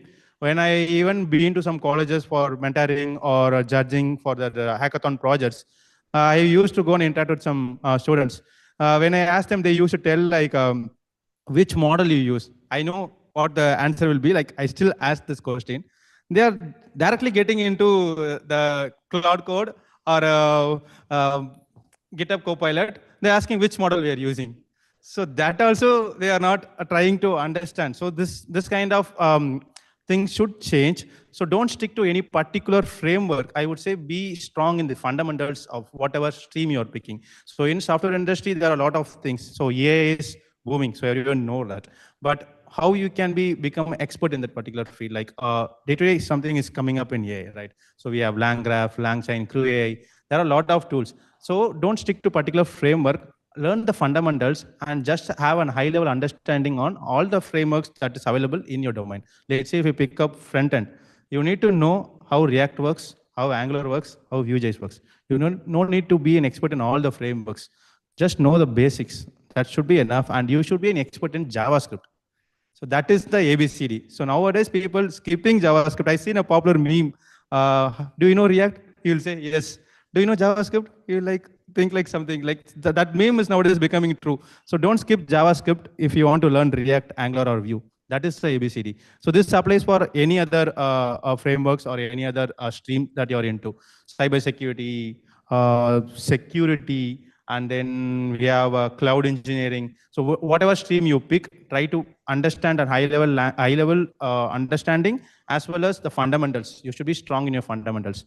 And coming back to the requirement to join Freshworks company, of course, it's not something special like any other product company. So if you want to clear a product company interview, you have to be strong in your fundamentals. DSA, you should be strong in that. And then DSA, it's not like a very high complexity DSA. Maybe you can aim for medium. If you are able to solve it with better of n complexity or something like that, with better complexity, time and space complexity, that should be helpful. Also the fundamentals, right? So if you're building a system which is scalable for millions of customers, then your coding should be in that level. So that is the one thing will be helpful for you to crack the interview. So one thing I guess he would have got from his message is this fundamentals. Previously, we used to be like, learn the high-end things, but now going back to the basic, learn the fundamentals and build on it. This will be a great that's true. thing to Because take. like if some issue comes now, when I used to vibe code with Cursor or something, Claude. So sometime nowadays, some 5 years back, when there is some bug in production, when they're discussing about some use case, while they're discussing itself, my mind will go into a compiler, but it will figure it out. Okay, we didn't handle this particular use case, so that's why it is breaking. But nowadays, we are totally relying on the AI system, but it's not wrong, but that's how the industry is shifting. So if we are strong at fundamentals, even if AI makes a mistake, you'll be able to identify it. So don't totally rely on AI tools. If you are practicing something, learning something, please turn it off all your AI tools and try to do it on your hands-on first. When you are doing the code for productivity, then you can use AI. So for learning, don't use AI, like for at least for the vibe coding. You can use it to learn the fundamental concepts now. So because that is helpful. But don't use to create your projects, the initial project that you're making, don't use to vibe code, and that will not teach you anything. Just keep an hands-on practice, that will be helpful. The second question, how can we ready ourselves in transition of company work culture to AI, agentic assist programming? So many words. I will leave this question to audience because I don't want to keep on speaking. Anybody want to answer this question? I guess it's displayed here as well. We have someone. I was telling celebrity, no? Yes, he's on board. We have an Instagram influencer here, tech influencer. Okay, I'm not much of an influencer, just a creator on Instagram. So for this question, I just want to answer it in two different aspects. One is the mindset shift. So I'll explain this with an example here. In my company, there was an issue, and before I even understand the Jira issue, my product manager actually had all the code base set up in his cursor, and he was able to make the fix. And in 2 hours, he came to me that this is the fix, deploy it, Naveen. So we are at a point where even now the product team is able to come up with the fix and do it without them understanding the code base. This is what the current AI evolution is happening. Even though the AI consumption is, the AI is being expensive, as our first speaker said, the infrastructure price is gonna go down, and hence the AI price will also go down. So obviously companies are going to increase the AI adoption, for which we are going to be, I can say push to focus on using AI to get things done. Like even product managers are now starting to do it. So engineers are, anyway, has to push ourselves and get things done. So this is the mindset shift that we have to keep in mind, that we are eventually going to be fully involved around AI and getting things done. So number two is the technical aspect. So if everyone is able to make the fix and get it done, then why do we need the engineers here? So that's for which you can consider this way. Let's say the product manager, whoever is making that fix, he gives the answer to us. Now, for us to ensure that fix is right, we need to have the entire context of that code base. Unless and until we have that context, we can't say if the AI's answer is right or not. We can just simply say that this is working, this is correct and stuff. But we don't know, only if we understand the entire context, we'll know all the edge cases, especially in legacy systems. If you're in new systems, it's relatively easy because the cursor will be able to understand it because it has context on the newer frameworks. But what about the old frameworks, the internal systems, all those things? No matter what models or whatever tools you use, it will not have context towards that. So I'd ensure that before you actually get into using all these AI tools entirely, first you get a context around how things work. You first go through and read the code manually or read it faster through AI. That is one thing. Earlier, they'll give you time 3-4 months to get used to the product's code base, understanding functionalities and everything. Now, you just have to do it fast with AI. You just have to learn the code base, the entire functionality flow, everything with AI in a little bit faster way, so that when an issue comes or when you're put through in a situation where you're about to deliver an issue in 1 or 2, you'll be able to use AI to get things done faster. Because in my company, I just joined recently. Okay, so in my company, it takes some time for me to actually make the fix. But my senior engineers who understands the code base well, who knows which things break, which places we should not touch, all those places, they'll have context towards that. So they'll be able to make the fix and quickly give the PR. That will be a perfect PR. But when we do it without having the context around it, I'll have 20 PR comments, for which I could have just gone through the code and made the proper PR myself. So this is the understanding that I would like you to have. One is the mindset and one is the technical. So this is where we are moving towards. If you're having that, it's pretty much sorted. Yeah, thank you. Thank you. Thank you, thank you. So we could see so many changes in between the talk that he was giving here. Yes, we'll answer every question. Now, the next question is, how can a fresher grow as a software engineer when AI can do most of the work? Should freshers consider pivoting to another field? Anybody want to answer this? Yeah. From the audience, anyone want to answer this question?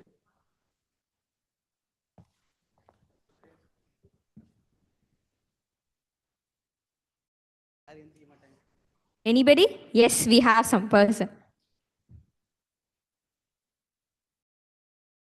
Yeah, so reading through the questions, I can see most of you here are some college students.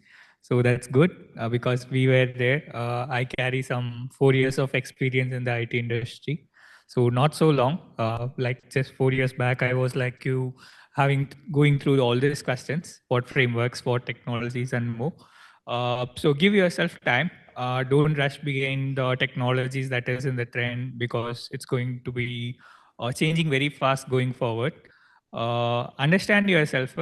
So you started to be an engineer, you wanted to be a computer engineer or someone in the IT field and you wanted to engineer your solution.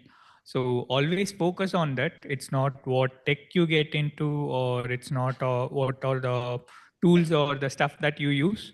It's actually how good the solution is, how good you understand the problem and how well you are able to get your solution out of it. The engineer mindset is what is of most request. So don't fall for people saying like, do this is a safe route, do that, that's a safe route. It may be a safe route, but after some days you don't get the connect with it. You may be earning good, but the solutions or the way you work might not fit into it and you get exhausted with your life. So always have your engineer mindset, so that will help. Thank you so much. Okay, that hello question is coming for a long time in the leaderboard. You just want us to say hello, no? Hi, hello. All our team members will say, okay? Then next, this question I'm seeing, I have some person perfectly in my mind. Yes, he's standing here with the black t-shirt. Yes, I'll read the question first. Think who is that black t-shirt? We will see in a while. Which programming question is best for student? How to get a good placement for freshers and also third-year student? You give any suggestion for anyone? Student can build a website using AI. It is good for student future. Can you gain any knowledge or not? So this is the question. Yes, that black t-shirt person is on the stage. He's Harish. Hi guys. So myself Harish Rajendran. I just talk for living. And yeah, so to answer this question, I want to say why I arrived for this answer. For the past 2 to 3 days, I was doing some research, and I was seeing this new research paper that was created by NUS, which is National University of Singapore, and Columbia University, along with FANG engineers from Google, Amazon, Meta. There were around 40 experts. They sat on the room and they were discussing about only one thing: how the software development is going to evolve, and where this industry is going, where this job role is getting, in the future. So I wanted to, create a video out of it. So that's the reason I actually researched for it. And I found out there were 3 skills mentioned. If you are a student or if you are in your final years, these are the three things you should focus on. And if you are also an engineer, you should definitely focus on these 3 skills. The first thing is specifications, which means you should learn how to write specifications, because when AI comes in, nobody is going to code. Everybody is going to give prompts, and you are going to get the code out, and you are going to review it and test it, deploy it, right? So here most of the works is being done by AI. So in this case, writing specification is very important. So what do you mean by a specification? Specification should tell the AI what it has built, whether it is wrong or not. It should be like the absolute instruction and also the verification document, whether it has been created properly or not. So the engineers could have relate to what I'm going to say. If you have written any ticket in Jira or Linear, you would have written something like acceptance criteria, right? So those acceptance criteria is called a specification. So this is going to be a very important skill that you should learn. And the second skill is going to be agentic architecture. It might be a very big word, but it is not that that complex. For example, engineer will work on designing a system. We'll use a lot of components. We have a database component, we have sharding, we have a load balancer, we have Redis, Kafka, queues, and everything, right? We call everything as a component. And going forward in this agentic architecture, what we'll do is we'll replace these components with agent. For example, there will be an agent for testing, there will be an agent for deployment, there will be an agent for reviewing your code, there will be another agent to write your code. So there will be different agents, you will be the person to manage them. So even if you are a fresher, you will be given with a lot of interns, you will be given with a lot of advantage to build in scale. So for freshers, definitely try to learn how to use AI, how to spawn these sub agents, and try to work with them. The third important thing is cognitive depth. This is a very new concept for me. So we all might have come across a word called technical depth. Can anyone tell me what is technical depth? Technical depth. Technical depth.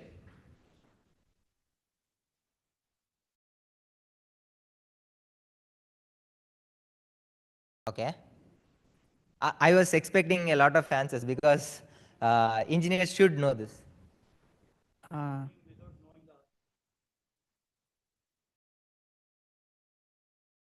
Yeah, kind of. So you want to answer? Exactly, that's what sometimes if we don't review the code, a lot of bugs will be there. We may say, okay, we can see that in the future. We don't have to care about it now. So that is technical. In the future, it will bite in our. Okay, so I'll tell you what technical debt is, because this is like a very common term that is used by a lot of engineers. Technical debt is something you want to build something and you didn't build it in the proper way. You used some shortcuts. You went with some hacky solution to get with the solution. So you actually didn't write the proper code. You did not follow the proper procedures to write the code. So that is technical debt. Basically, you will take this as a technical challenge to the future. You will just rework on this in the future. So here we come across a new thing called cognitive debt. So cognitive debt is similar to this, but in terms of AI. So here, this scenario, a lot of people can actually relate to if you are writing code with AI. So we write a lot of code and we think we are actually reviewing it. We'll test it and we'll merge it, right? After 1 or 2 months, if you go and review that code, you might not know what is actually happening. This will scale. Every single people in the organization is going to contribute to this cognitive debt. So after a point of time, if you have 100% of the code base, 60% of your code base will be of cognitive debt, which means the code will be there, it will be running, but nobody knows why it was written and who written that thing. So this is going to be a very big challenge. So to address this, we need to write a lot of specification, as well as we need to maintain a lot of README files. So right now we have README file which actually shows how to run this particular code base and what it is being created for, right? But going forward, we should also maintain why this particular code has been written, why this component has been written. The answer for the why should be there even inside the code, so that in future an engineer, if they come into our organization and if they take up the task, they will be able to solve this. So these are the 3 things I would insist every fresher or final year students or even engineers to take up very seriously going forward, because code is going to get very cheaper, but maintaining these things, maintaining the cognitive debt, writing the specification is going to be the important skill set that an engineer should have. Yeah, thanks guys. Thank you. Thank you, Harish. I guess your question is answered. Next, we have a question, interesting question. Benefits of using open code and integrating with open source models like 𝗀𝗲𝗰𝗀𝗀𝗀𝗀 model, which is a pre-option. So we want this to be. So any open code fans here? How many of you know open code? Okay. Are you using it? Use it. Okay, then any one of the open code fans should answer this question. Who wanna go?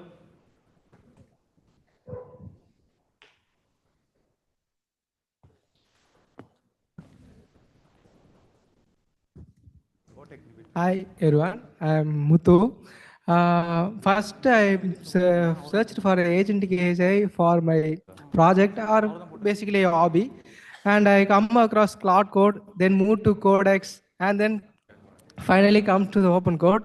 But for testing, I created a front-end website for a shop for a business client.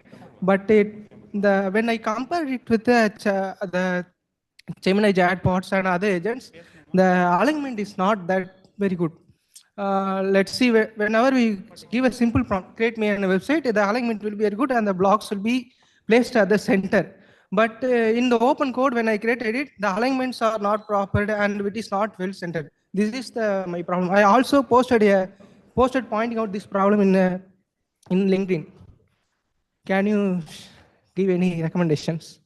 I also connected skills and specific skills like UI UX and generate a prompt from ChatGPT and use it to correct that website. But also the correction, the website is not corrected.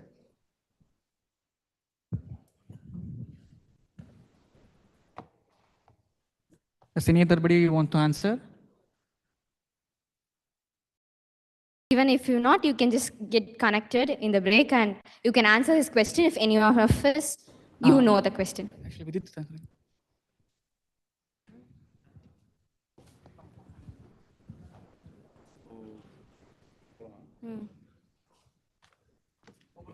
You're answering? Great.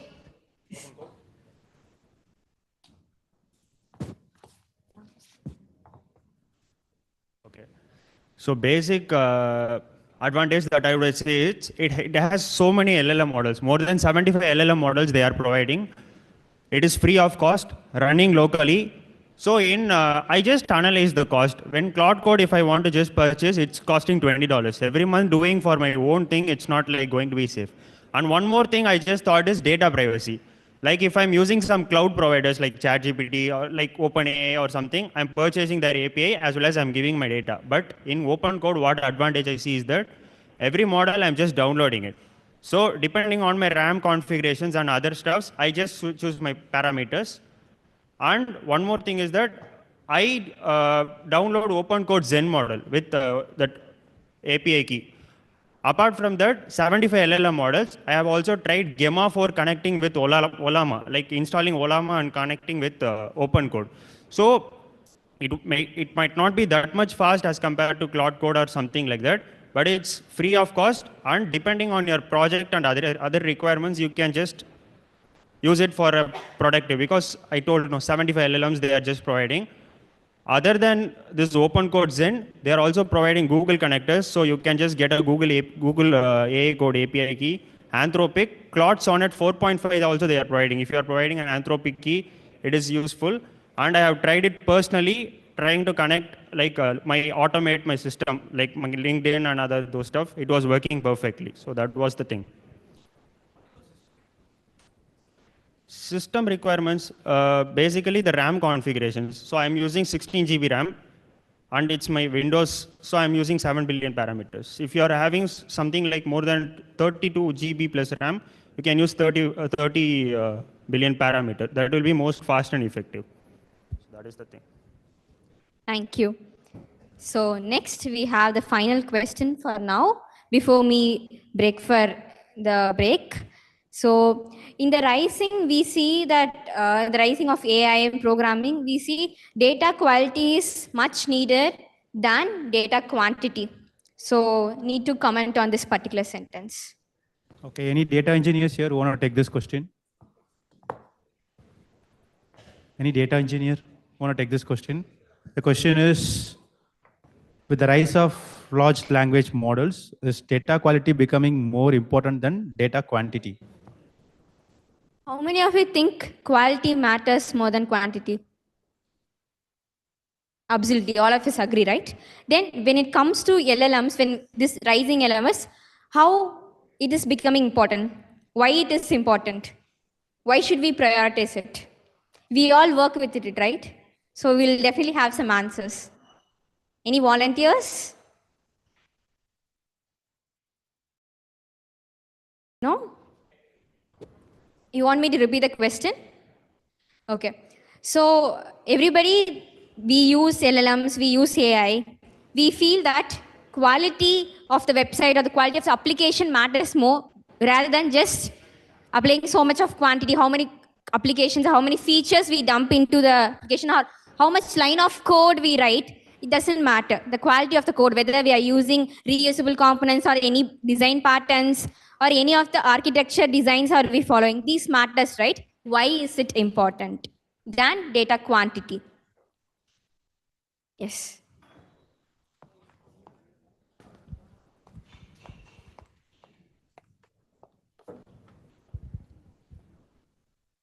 So the question is on LLM, right?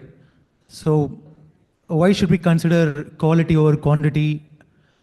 So LLMs are just neural networks. We feed data. Imagine a model we train for classification. It can be a cat versus dog classification. You can't just put tiger image and ask it to classify cat. You can't just put a panda bear and ask it to classify whatever, dog, right? So that's a simple answer. If you want an LLM that does good on a particular domain, the data should be good. So it's not just a domain. If you are training a medical LLM, you should provide medical data, but it's not just domain. The data should be meaningful. You can't just provide raw data. It should be task specific. If you are training a neural network, if you are training an LLM for generation, the data should be able to in such a way the model will do generation. It can't just be because it's large language model, we are modeling a language. So if you are training a Tamil dataset, if you're training with a Hindi dataset, or if you're training with an English dataset, whatever, ultimately we are training to fit a language. We are going to model a language. Language has nuances. You can't just go on spree and feed a lot of quantity of data. It should be quality. There should be grammatical structure. If it is a poetic LLM, if you're training a poetic LLM, data should be a poem. That's the answer, simply. Thank you so much. It was rightly said. I would like Aravind to add on this. We can go with this question. You have one more question to add? Yeah. So with AI cost going high, token limits also, has AI reached its saturation? Should people actually learn doing things and stop relying completely on AI, which had been a thing for a couple of months now? You want to answer? Audience, anybody wants to answer this question? I felt people need to know this, so we added this question also.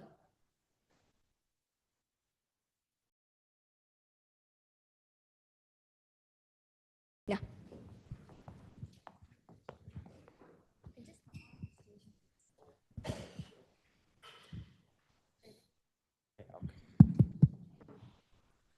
So very good evening to all. So the question is, when the costs are going high, yes, the costs are very high currently. It's very difficult to set up data structures. The electricity which is consumed by these data centers are high, and there's a lot of toxicity which is let into the water, and we have to create rehabilitation systems. Apart from this, the manpower itself for the people who can use AI or work in these product-based companies itself is pretty niche. So yes, the costs are high, but I would say that the costs can come low when adoption becomes at scale. Currently, AI is subsidized. I will not say it is standalone. We have VC money flowing in and private equities who are investing heavily towards the future. It is a small experiment. I'm not, in the future, we could see a place where we use AI for enterprises or for building products, but not everyday day-to-day conversations. But as they said, as the system architecture becomes better day by day, the costs will definitely go down and it will be more viable for enterprises. So I guess as students or people who are working, I would say don't rely on AI completely. Focus on your fundamentals. That is really important. That should be your number one priority. And use AI as your personal assistant, because that can take you to places, and that's what companies require. Thank you. Thank you. Okay, I think I want to answer one last question. How is D3 different from other tech communities like, Chennai React, Nama Flutter, 𝗘𝗺𝗯𝗲𝗶𝗵𝗴? So you are the right person to answer this question since he was the founder, right? Okay. Yes, I could see smiling. If I answer this question, it will be kind of biased. So maybe I want someone from the audience who have been attending D3 events. Maybe you can tell the difference of this event. Obviously, I will give my answer at last, but I want to hear from We'll give audience. a perspective why we choose this. Few people they wanted to answer. They have so much liking for our brand. Yeah. So you can come onto the stage and also you can say. No, it's okay. I would say why D3 is special from my aspect is we have lots of community for JS. We have community for React separately. We have other communities as well. But D3 as a whole, earlier it was like we started off with Digital Dreamers Den, where we had hands-on when it was required. But now as AI is emerging, and from a UI developer, personally I am an UI developer. So I also wanted to become a full stack developer. And with the course of UI coming along a journey, it was like, it was added. So I think Arvind is understanding the dreamers, pulse of the dreamers, and he is coming along the journey, and he's pushing and pulling people along with him. So that is why D3 is special. Thank you, Sharmila. We had few other folks as well. Yes. This guy is attending for a long time meetups. Every meetup he'll be one of the first people to join us. Yes. Actually, like she said, sorry. Okay. So every community is going to be focused on a certain stack or methodology. Like Code on JVM primarily focuses on Java, and Nama Flutter is going to be focusing on Flutter. Likewise, D3 had a different set. Like most of the peoples are not aware of this hypes, what's going to happen currently. So these guys are going to bring folks who are currently working with these modern AI stuff, mostly generative AI. So they are going to we can carry on. Coming from outside. So they are going to call these experienced professionals who are currently using these generative AI tools or whatever models available, and they are just showing us how we can be more productive. Like நம்ம day-to-day lifeல we can automate things like என்ன மாதிரி செக்டர்ஸ்ல பண்ணலாம், like front எண்ட்ல நம்ம how we could just incorporate it, or in back end or in full stack, in which places we can put it in such a way that it is going to be more productive and more useful for us, so we would be able to get the deadline done. And also you would also be like you could also learn a lot of things by using it in a correct way. Like wipe code pannama, I'm just saying that you should be using it as your personal assistant and use it in a proper way, I would say. And most of the stuff, and those guys were demonstrating it, and it was very useful for me. And yeah, on daily basis I use AI for most of the things, and I would say I have just automated the boring stuff right away. And pretty much thanks to everyone, like Sahityaka. Romba nandri. Thank you. Thank you. Thank you for letting us So know yeah, your as everyone said, like I just go over it. Like if anyone is new here, I am Arvind Kumar. So I have around 10+ years of experience in the industry. So I started my career as a front-end engineer, and I preferred to be a front-end engineer because of all this hype of React, Angular, and it was fun working with all these frameworks. I love to do build products in the front of user experience. So that kind of thing motivates me. Also, I just love to do it because whatever the back-end engineering would be, our customer is going to use the product's UI first. So if your UI is not good, whatever is there in the back end, the customer is going to just skip it. So even with the AI era, whatever things we are using, so that components that's powered by we are evolving, but still I sensed very early that the industry is shifting towards full stack engineering. Now, if anyone is searching for a job role, if you are a senior engineer, 8+ years of front end, I would definitely say learn full stack, switch your role, because you will not get any opportunity after 10+ years, at least starting from now after 1 or 2 years, because the roles is going to be very less, because companies are shifting towards with the rise of AI. They want to hire a resource who can solve the entire problem from end to end, like not only front end, back end, also DevOps. So going forward, we need to learn, or at least have a high-level understanding of how the entire end-to-end system works. So I just sensed it very earlier, and I explored whether there is any community in Chennai like that. So wherever I went, like I saw like very niche-focused community, like for Java we have one community, for Python we have one community, but wherever we go, being a front-end developer, I felt kind of it's exclusive for those kind of niche. So I want to build something inclusive for everyone who has a passion to learn and evolve in their careers. So that's the main reason I thought of came up with this idea of digital dreamers 10. And when I figured out there is nothing, so I thought of if there is no one to do it, why can't we do it? So that's the motto. So that's why I started this. Yeah, Thank one you. more USP that we have is our Yeah. main USP. Yes, the main USB is like every community, they used to have some fun activity in between. Whereas we try to kind of innovate something. Actually, that comes from the culture I have been working with my current company and the previous company.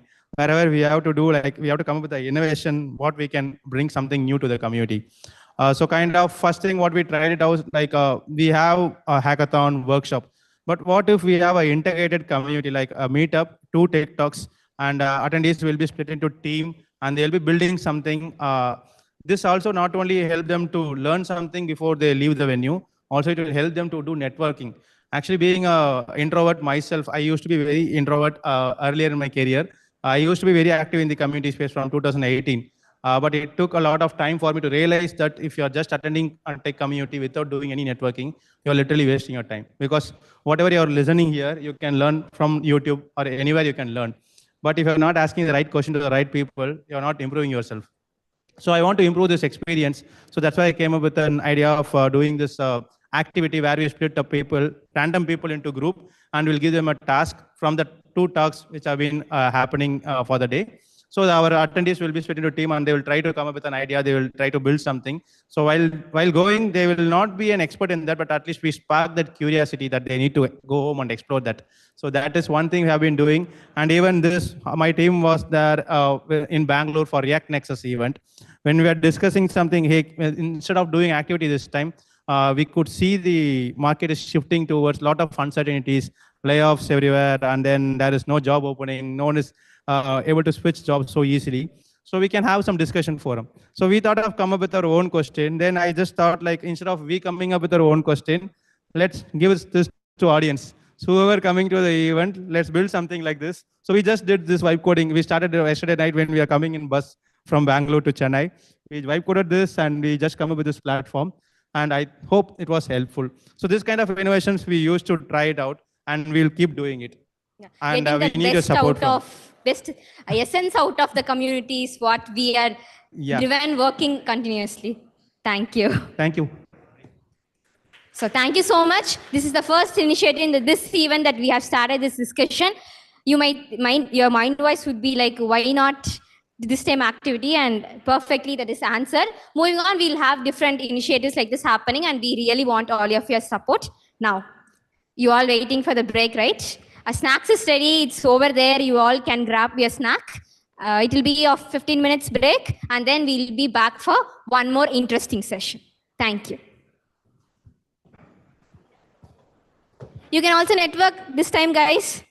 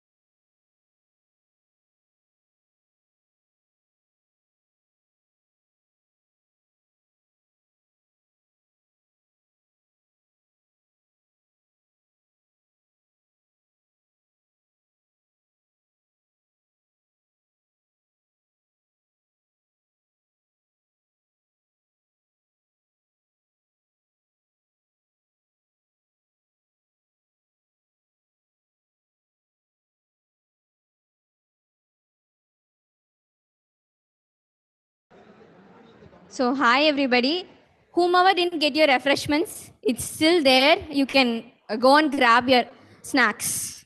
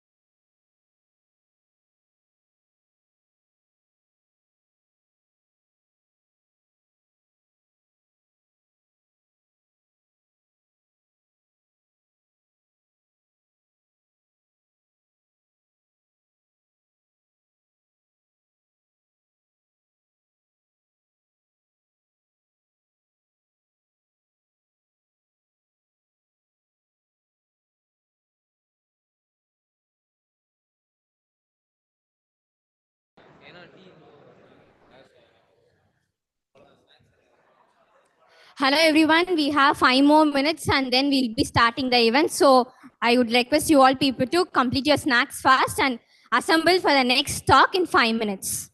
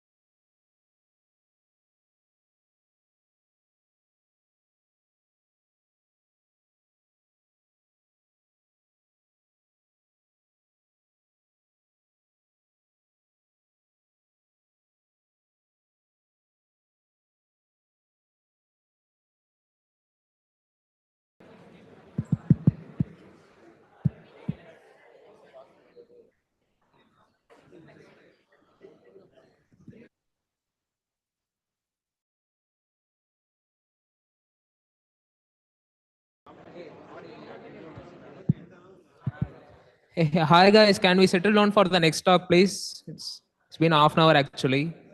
Can we gather, please? The audience there at the last.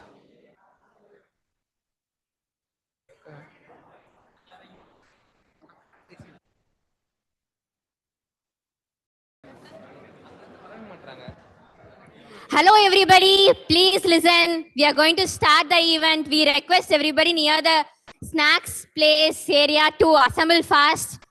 We have an upcoming very interesting session going to happen. So we request everybody to join us and take your seats as soon as possible to grab the maximum output. So D3 organizers kindly help in letting people know.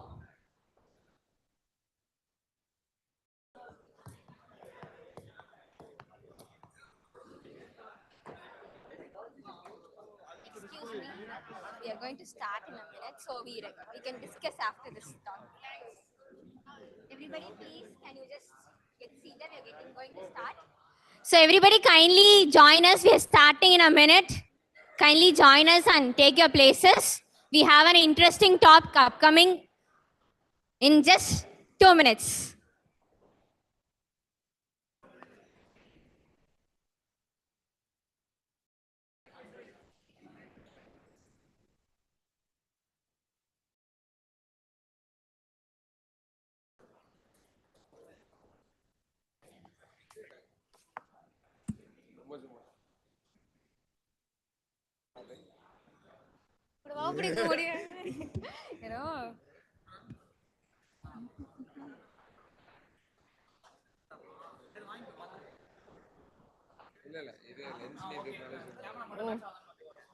யார் அந்த எடுக்கிறது இப்போ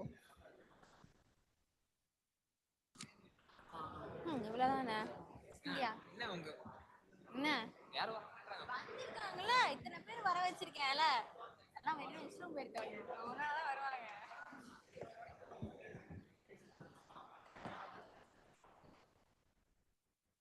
We could still see people networking. You can network after the session. We request you to kindly take your places. We really need your support in getting this done. So everybody kindly take your seats.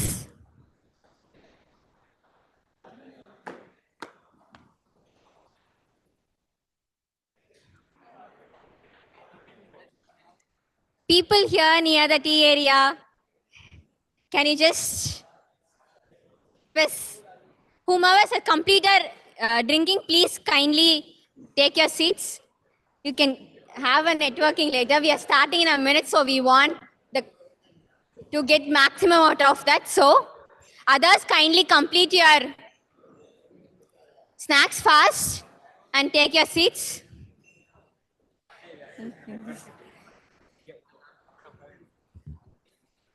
I'm so happy that all of you are networking extensively here, but we really want to continue the next session and we need your support in this.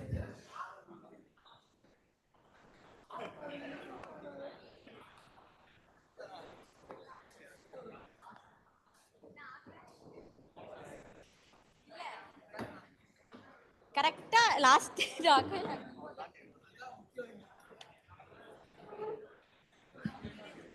So we are going to start in a minute. Before we start the session,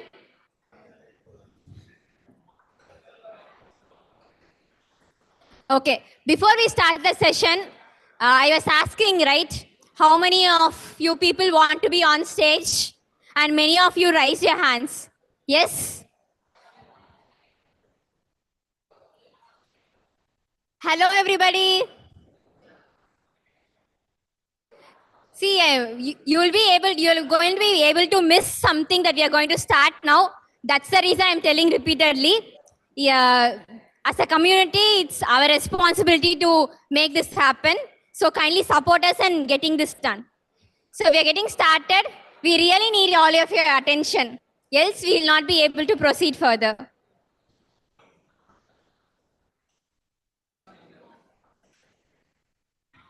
Now I'm going to point at some person randomly and take that person onto the stage.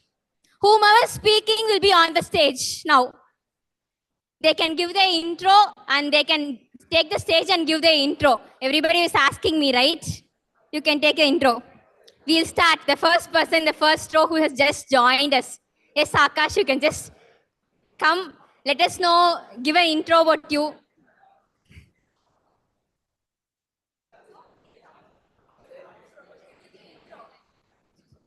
So we have Akash and his friends here. The next speaker is real. Hi guys, Hello, everybody. how was today event? Hello guys, please, 2 minutes. Finally, they want to hear your intro, I guess. That's the reason. Okay, like apart from my intro, how was today's event? Okay, Nice, interesting. interesting. பிடிச்சிருந்துச்சு எல்லாருக்கும்? அது இந்த networking பண்றாங்க தெரியுமா, அதுலயே நமக்கு தெரியுதுல how much they enjoy being in the crowd of our community. Okay, so என் இன்ட்ரோலாம் தேவையில்ல. You can go for next talk. Okay, right? Just say your name and where do you work. They are expecting that if you are leaving, My the name is audience Akash. will be really sad. As an AML engineer, and like I'm part of like some few communities in Chennai, and that's it. So he is a person who is giving talk in almost many communities in and around Chennai, and he's been very active contributing to communities. Can we just give him a round of applause for taking this and coming on the stage, and for his continuous contribution to communities. Thank you. Thank you, Akash. Okay, guys. Now, anybody else want to just come and give an intro, or you want to sample how you can give an intro? No? No? Either of the question, I didn't get any answer.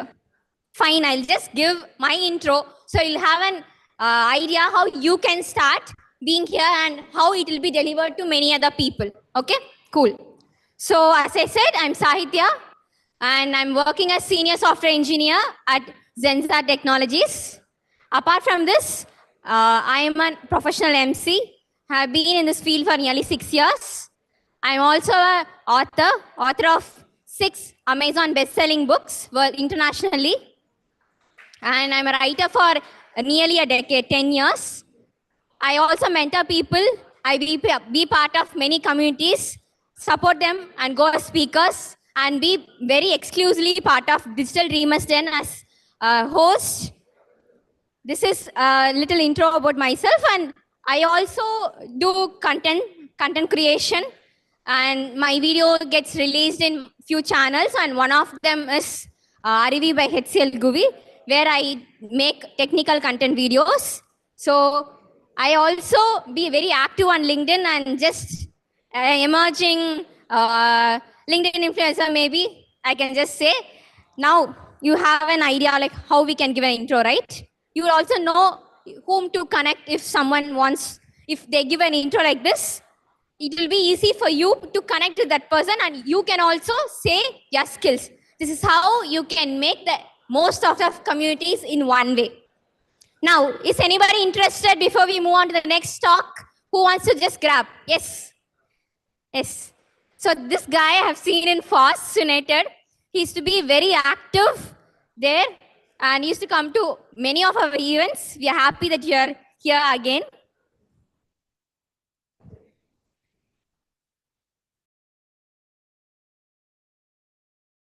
After this, you ask. So hello everyone, my name is Tazim. I'm a second year student of Sri Sai Ram Engineering College, and I can say proudly that I have been to all D3 meetups since January 2026, and I'm also a community builder. I work at I am the lead of a community called as 𝗘𝗺𝗯𝗶𝗴𝗀𝗀𝗃, and I love to network with people, talk to people. I'm also working on building small projects and learning more about communicating, networking with people. So that's about me. I would like to connect with you all. Thank you. Thank you, Fazil. Anybody else want to? Yes. We'll give you people who are else interested. You are our part of a community. Hello all, good evening. I'm 𝗏𝗏𝗰𝗀𝗀𝗃𝗀𝗀. I'm a second year computer science and engineering undergraduate from Meenakshi Sundararajan Engineering College. It's in Kodambakam. And I'm doing my bachelor's in science, data science and application at Indian Institute of Technology, Madras, foundational level. And I'm a FOSS and Linux enthusiast, currently exploring Linux and how FOSS is impacting on technologies and companies. And I built so many FOSS projects and mainly working on 3 projects right now. And I'm working as a contributor to Girl Script Framework of Code, where I contribute to 3 documentation projects, and FOSS Chennai, where I maintain PRs and maintain their small bugs on their website called tamilnadu.tech, where you can see a lot of events happening around the Tamil Nadu, which is technical, also non-technical, based on the type they will mention. And yeah, I'm currently maintaining the JSON files and documentation files of that project. Thank you. It's all about, this is all about myself, and you can connect with me on LinkedIn, or you can connect with me by searching Google that 𝗏𝗏𝗰𝗀𝗃𝗀𝗀𝗃 MSCC. Thank you. Thank you for the opportunity, Ms. Thank you. So we are going to start with our next session. Before that, I really want everybody to keen listen to the speaker on the stage. It's the speaker's ethics or something that we need to follow so that you'll have the maximum output. So I request everybody to have attention and have your networking post this session. Now, next we would like to welcome Mr. Harish, programmer server at Hakuna Matata Solutions. So he's going to be speaking on how vector embeddings keep you scrolling. He's also a part of our community constantly, and he'll be part of our community and doing photography. No, you all want to get photos post the session. No, he's the one who coordinates that very well. Thank you so much, and we are very happy to have you on stage as a speaker. Over to you. Thank you, Sagitya. So today, my talk is about how vector embeddings keep you scrolling. So may I get all of your attention, please? So who are all using Instagram? So mostly everybody, right? So, so this is the topic I'm going to take about today. So basically, we are into Instagram every time we are spending most of the time in the Instagram, right? So we're gonna find out how Instagram actually doing it. So a bit about me, I'm Harish. I'm a programmer server at Hakuna Matata Solutions. That's basically a backend engineer. Fancy word for backend engineer is a programmer server. So I do programming, and I'm volunteer in Chennai communities, tech communities, and everywhere. And photography is also my passion. So you can see me clicking photos here and there. So what's your screen time? Who are all having a screen time more than 10 hours in your mobile? Or are scrolling more than 10 hours or something? I think everyone is afraid of telling the truth. Okay. So how does actually Instagram knows what video you're gonna watch next? What video that will actually keep you watched for the next 10 hours or maybe something? So how does the Instagram, Spotify, and YouTube, everything actually know which video or which song which will keep you hooked, which will keep you watching the content for the long time? So we're going to know about that. So topic is about actually vector embeddings. So we're going to learn about what is exactly vector embeddings. So who are all actually using vector embeddings or use the vector embedding in RAG or something? Yeah, okay. So I can see something like. So basically, as I'm a backend engineer, I got to know about the vector embeddings through the RAG only and some semantic search use cases. But vector embeddings really have some good use cases also. So let's see. So let's start with that. What is exactly a vector embedding? So a vector is basically like a math plot, and we can add an array of numbers. We can also tell like that. So we are adding some informations to that array of numbers. So this is basically a vector embedding. So you can see that here it's a bunch of numbers, but it holds semantic meaning. So who doesn't know about the vector embeddings, it is actually used in mostly in the semantic search. Basically, you can search like, I want to know about low calories food. Google will also suggest you something like diet foods and something like that. So the semantically related searches will also be listed for you. This is all actually done with the part of the vector embeddings. So here you can see this is a bunch of numbers. We're going to find out how this bunch of numbers actually means anything. So to do that, I'm going to score my personality. So here we have the introvert to extrovert score from 0 to 100. So I'm going to put my score as 45. So basically I'm an off introvert kind of thing, like ambivert. So I'm putting like 45 and giving my score as reducing it to like 0.4. This is my one of the personality score. If we added, as I said, it's a list of numbers, right? So we are just trying to predict what will be the list of numbers and what will be the meanings of that. So if I'm gonna put some other traits also, like, so we don't know exactly what each numbers means, but this means something like one can be a programming, one can be a photography hobby or anything. So we're adding some other traits also. So now we have the array of numbers, right? So this array of numbers define me, basically. So if I'm gonna leave my company or quit something somewhere, so we have the person X and person Y. Can you all guess which person is more closer to me? Like who are all choosing person X? You can raise your hands. You can check the numbers like 0.4 and compare the next right like 0.3, like that. So who are all choosing person X? Okay, few of them choosing person X. So next, who are all choosing person Y? So very few. It's a negative sampling, I think. Okay, so basically person X is more closer to me. When we compare the numbers, we can see that person Y is more longer, far away, comparing to the person X. So as I said, this is a vector. So basically we can plot the vector in the graph. This is for actually visualization purpose. We can graph the plot up to the 3D level, right? So this is like, we can do like 2D visualization. Basically, I'm gonna plot my personality vector number in the graph, and I'm also going to plot the person X and person Y. Here it's also, you can see that the person more closer to me is actually a person X. So person Y is far away from me. So basically we created a array of numbers, we plotted in the graph. So person is actually plotted near to me. So using this, we can conclude that the distance actually lies the meaning. So the numbers actually doesn't mean anything, but the distance where we am actually at, what is the nearby persons or nearby plots actually means something. So this distance actually has the meaning. So we're gonna find this distance using the math formula called cosine similarity.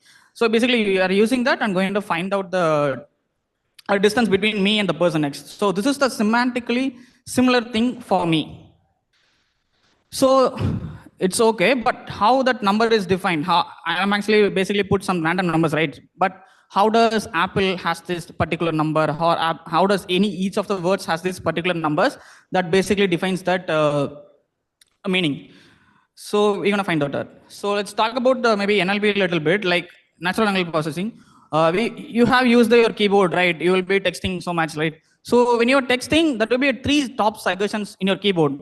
So these suggestions will also basically trained based on the NLP. It's called the N-gram model. What we'll try to do is, it try to predict your next word you're gonna type. So how it actually does this, basically it will count how many of times the word you are typing. Let's say if you're typing good, the more probability of next word will be a morning or night or day, something like that. So this will be like, so if the person is typed good, the number of count of typing morning will be higher. So it will keep track of the number of count of the next word. So based on that, it will change. This will be standard for the global tree. Like it will actually maintain a tree kind of concept. So it will have a number of counts that will become next to the particular word. So good morning. So, but we will actually say good morning, 𝗏𝗀𝗏𝗏𝗏, good morning, 𝗏𝗏𝗏𝗏, or else you will be a good morning, your girlfriend name, something like that. So how does that actually comes next to that? Basically, if you have typed in Tanglish, you will be noticed that your Tanglish word will be come next to that whenever you type something previously you typed. So it will also done by the n-gram prediction that is in your mobile. Basically, it has a local tree also. So it will count the number of occurrence you are typing the next word most probably. So that will suggest the proper word.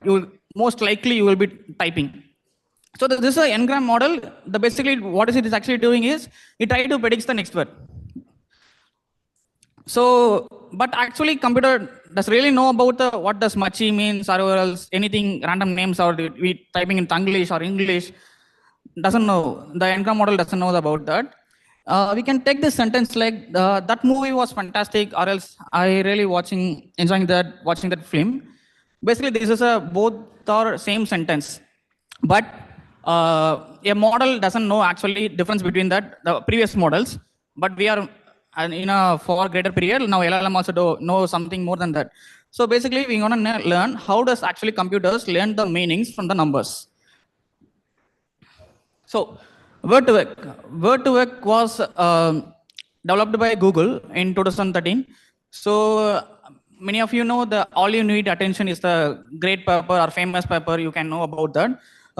Previously, Word2Vec was famous one. It was released in 2013. It was a path-breaking paper that basically tells you shall know your word by the company it keeps. So basically, you can know about the word from the surrounding of it words. So let's see how it actually works. Like here we have the king vector embeddings.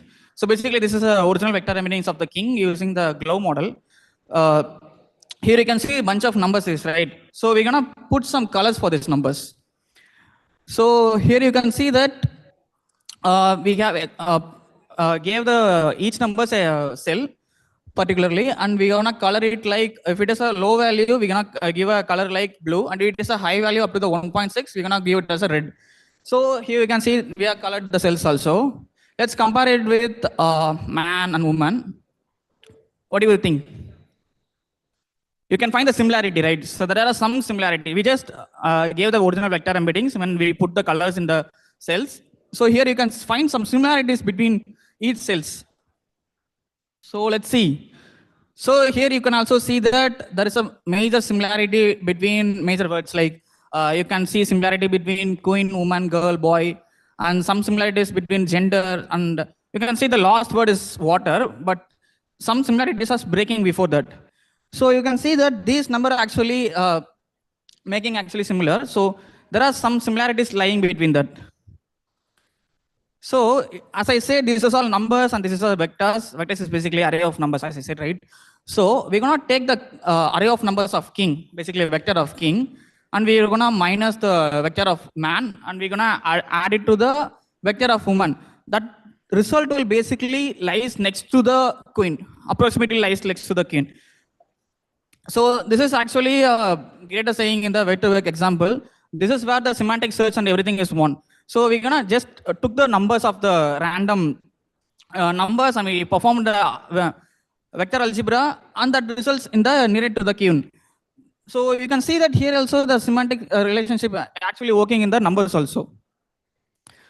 So how Word2Vec actually works is it takes a large amount of text corpus from the Wikipedia or some database, some data source. So it will take a lot of text source, and as I said, the words coming next to that will be the context for the words, like king married queen and prince greeted the princess, king sat on the throne. These words are repeated in some literature or anything like that, right? So this will be comes next to the large amount of text. So while training, this will be like repeatedly come. So once the model actually learn to know that, so this will be repeatedly coming next to that. So model actually learns that this is all related. Like basically you cannot expect a text like king deployed a Kubernetes cluster, right? So also the king debugged a microservice, or the princess attended a React workshop. You never can basically come across large amount of text data with these words.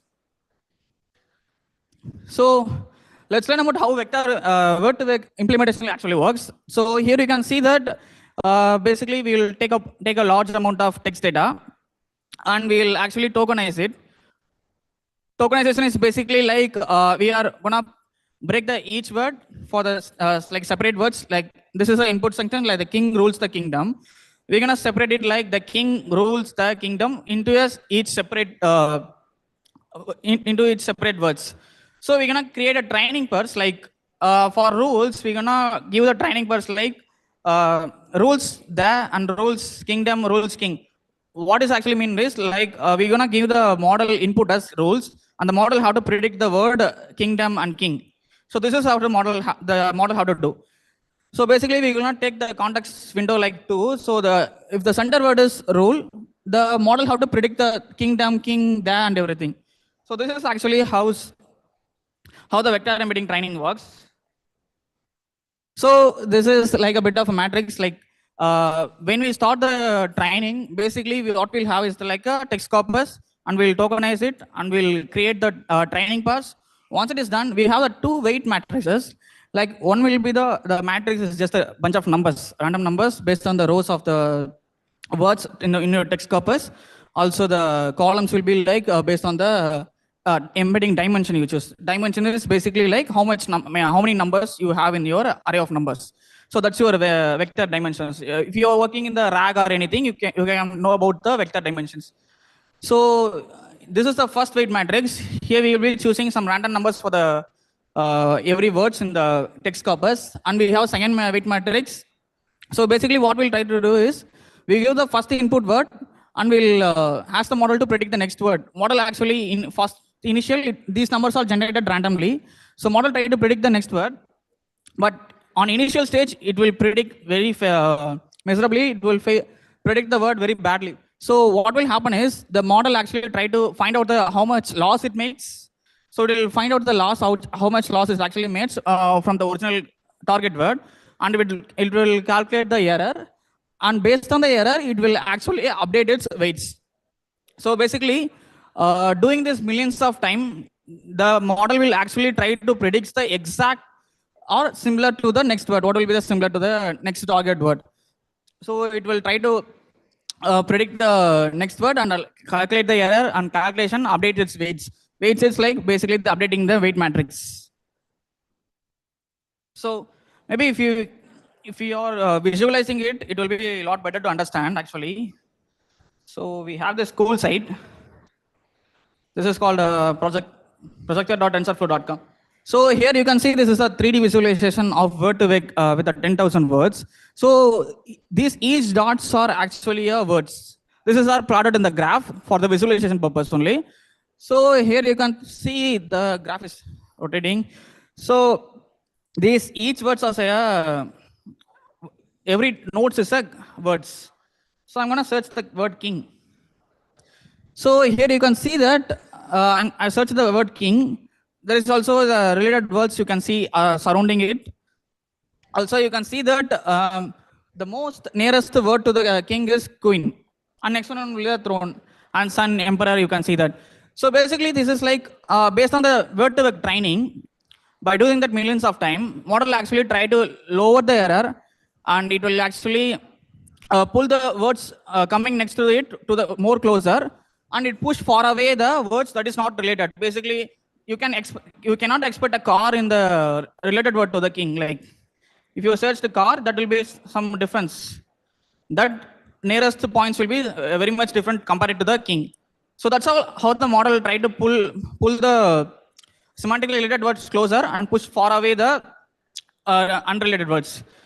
But in word to vec, there is a limitation. So when we searching like, if you are searching like run, so there's a words called suggestions are like run, running, runs, ran, like that.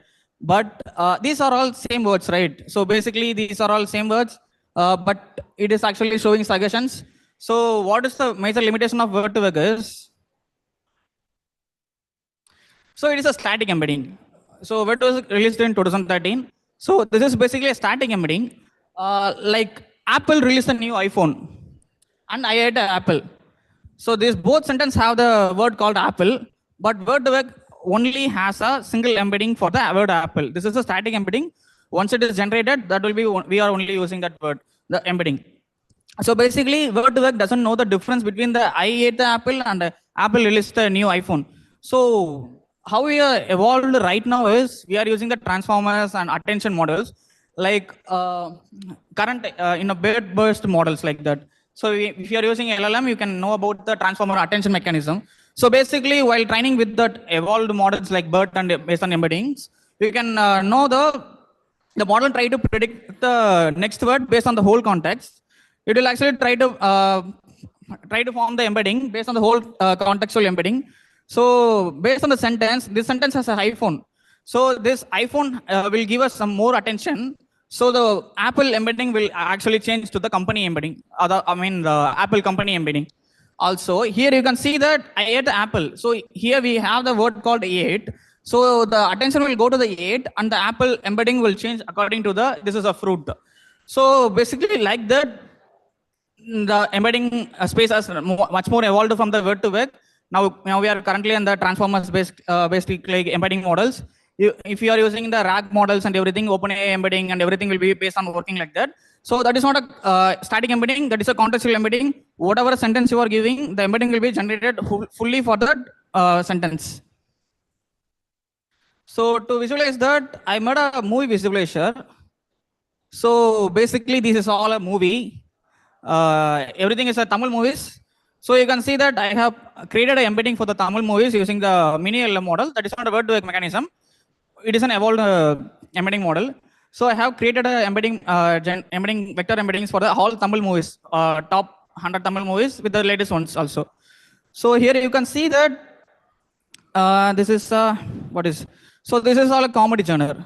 You can see that Boomerang, Galagalapu movie, Tamil Padam 2.0. So everyone knows this, right? So this is all a comedy genre.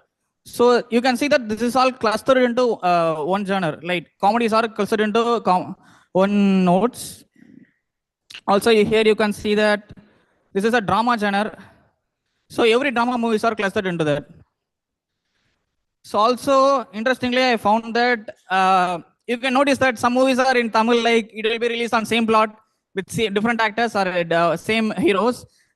Like if anyone guessing, that will be like Aranmane or Kanchana, right? So I'm gonna search the Kanchana. So if you know about the Kanchana movie, the plot will be almost same, right? So you can notice that here, the Kanchana, Muni, every movie is listed in the same genre. Like I basically created an embedding with the movie name, genre, and the plot of the movie. So initially the Kanchana, all Kanchana movies are clustered and overlapped between that. I created a space between that. So you can see that Kanchana 2, Muni 2, Kanchana 3, Dillu Dudde, and you can see that.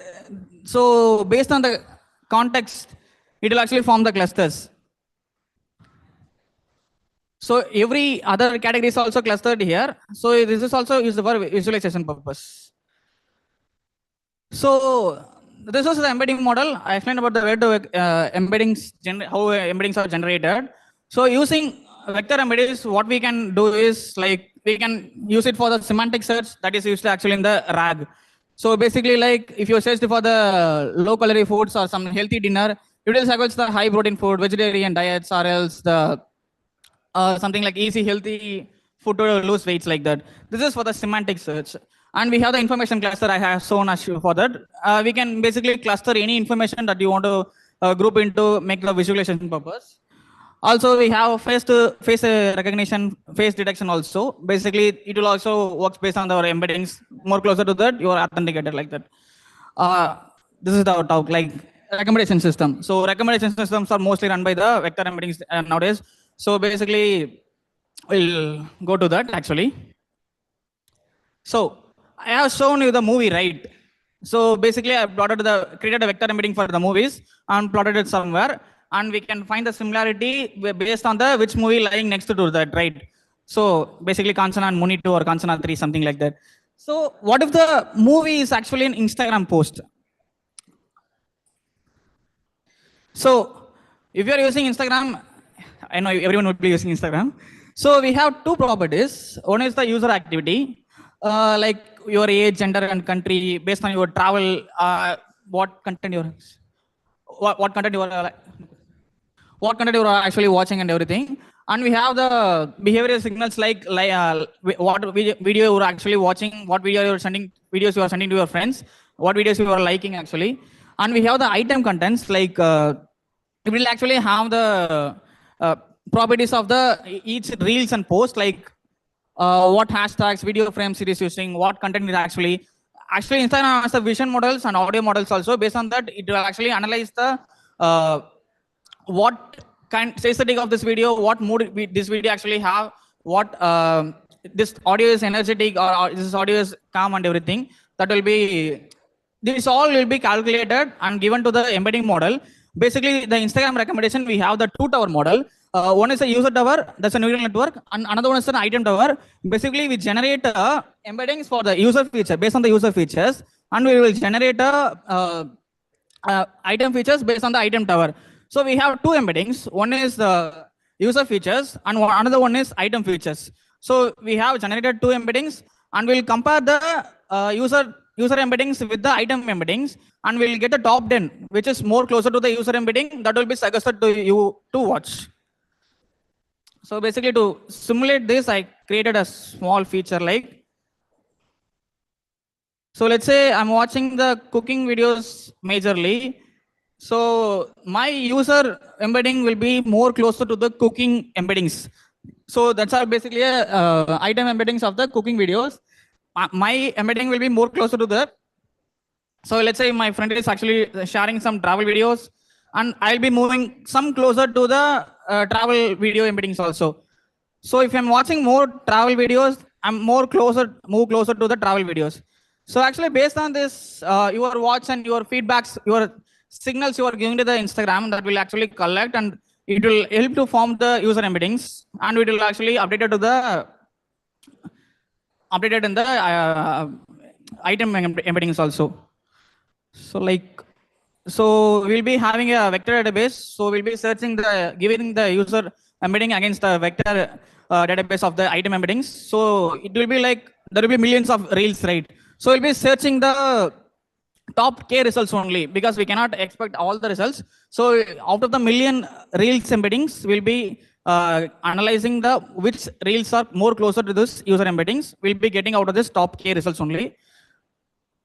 So there will be millions of reels, right? To calculate the nearest score, similarity score, we basically have to do the dot product or cosine similarity.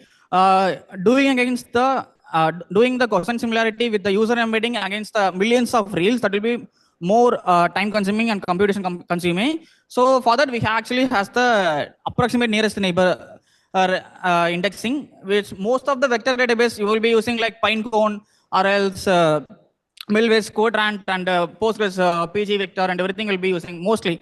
They have for other indexing algorithms also, but most probably you will be using like HNSW, basically a hierarchical navigable small world indexing.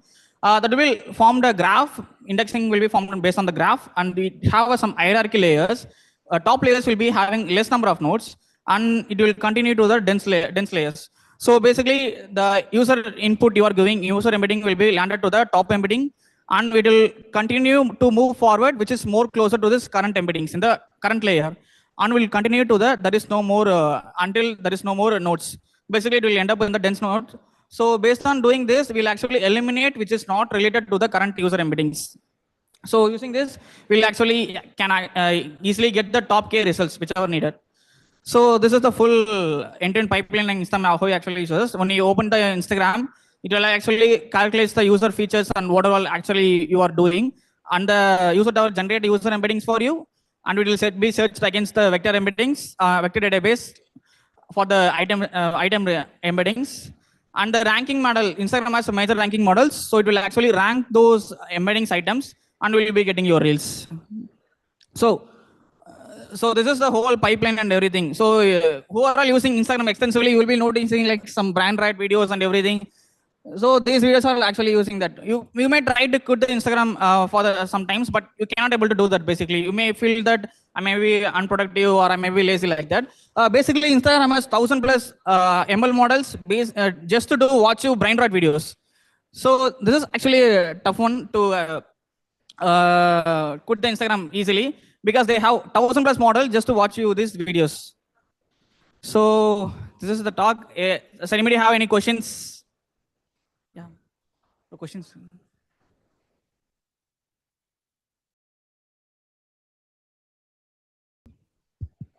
When you make vector embeddings, right, as you said, we took the example of Instagram. So there might be any trending videos, right, which might go. For example, since FIFA is going around, and I would like everyone to understand that party from, the person who's the girl who sells the shirts and stuff. So she was surfacing a lot, but we can see her traction has reduced quite recently because we did make a study on it. So how do you feel that, how do you decay these embeddings as it goes? Because it is trending and the algorithm wants to recommend it to you, but slowly it fades away. Even though she's doing the same content right now, it has gotten saturated currently.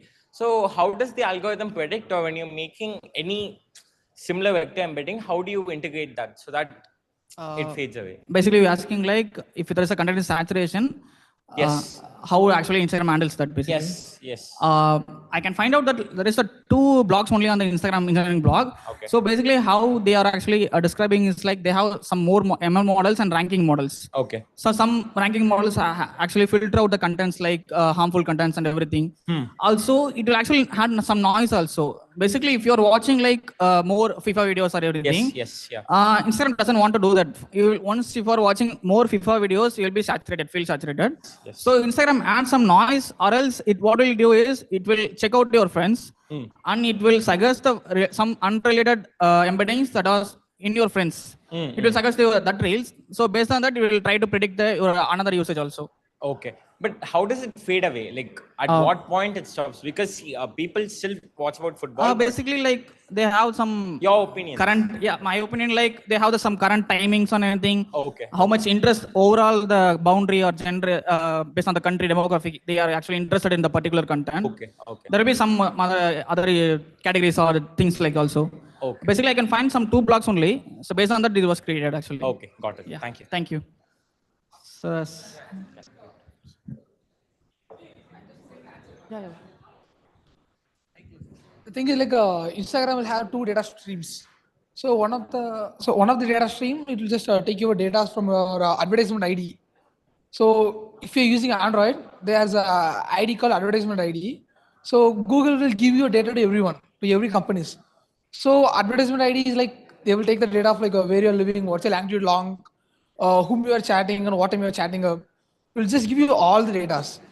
And based on that, the algorithm will predict and rank it. Like it will create whom you are chatting, what the person has interest on it. So based on that, like if the content is getting saturated also, like it will kind of push and pull the peoples. Yeah, basically Example, they have like 1,000+ models, right? Yeah. Each model actually doing some tiny things. So maybe there will be a model for this, calculating this also maybe. Best example is I read a study by one of the guy from University of Delhi. He had listed what are the like university, like he listed the food bloggers, list of food bloggers. So he listed out a Peppa Foodie. So during COVID time, Peppa Foodie he was in a peak. He still is giving videos. Then why? So he stated like based on environment, our feed are gonna be popped up. So at the time, like we had a lockdown. We are carving for go outside. We are carving for different foods. So like he's a man, like he go to various shops. He was doing some various things. At the time, like his feed was like her feed was filled with the Peppa Foodie's vlogs. Now he's still doing it, but you won't get it. That's it. So thing is like they will observe you very well. You check out advertisement ID in Android. You will find out it, like what are data they say. So it's clear. Yeah, thank you. Thank you so much. Okay, thank you, Shen. So I have finished the talk. You can also finish your talk, I think, basically who are all speaking in the back. So actually, I just wanted to have your attention right now. Basically, I just joined the Digital Dreamers then as a attendees like you, basically. Over the period, I started to interact using the activities that is done in the D3. So try to interact, but not in the speaker's time. But this networking will actually put you somewhere. It will actually move you somewhere. So I just wanted to move on to thank you for the Digital Dreamers and Chennai Tech communities and awesome people here also. Thank you. Thank you so much, Harish. There are so many memes and so many engagement in the session. We really thank you for presenting such a session to all of us. Now, next thing in this pipeline is we are going to really thank our speakers for taking their time and being with us today. First, we like to call up Jerad Rutnam. ThunderID team member at WSO2. And we would like to call Mr. Aravind onto the stage to facilitate the speaker. Please come onto the stage.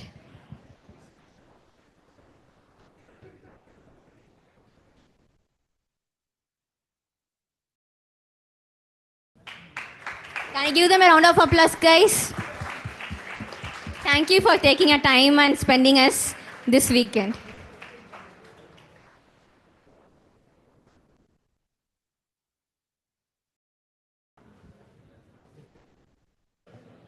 Thank you so much. Next, we would like to call our first speaker and our sponsor for this event sponsor for this today's event, Mr. Sajoo Thomas, Senior Engineering Manager at Freshworks, for taking his time and giving us valuable insights on Databricks and many things. We would like to our founder, Mr. Arvind Kumar, to facilitate our speaker. Thank you. Can you give them a round of applause? Yes, it is a different kind of emotion that's happening on the stage, but we really thank you for being a part of our community. Thank you so much. Next up, we have our own community organizer team member who is also a speaker here, Mr. Harish, programmer servers, Hakuna, Matata Solutions. And for that, it is presented by Mr. Indu Prakash. Thank you for delivering such an insightful session. Now, I know everybody were eagerly waiting for this LinkedIn winners and all those. So these are the two people, 𝗍𝗫𝗀 and Ananda Nivash. These two are the people winners of the LinkedIn contest. And people might think, what is the LinkedIn contest? We'll be saying in a while. Now we would like to welcome Miss 𝗍𝗫𝗀 onto the stage. She is really passionate and coming back to work. She has so much opinion and want to be part of this tech community. And she really has doing her best. Thank you for participating in our contest and winning this. And it is presented by Mr. Harish. Can you give her a round of applause? She serves as an inspiration for people who are coming back to work. Thank you. Next up on, we would like to call Mr.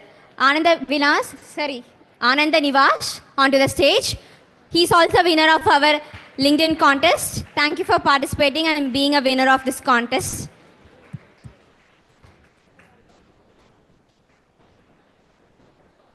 So it is presented by Mr. Deepak.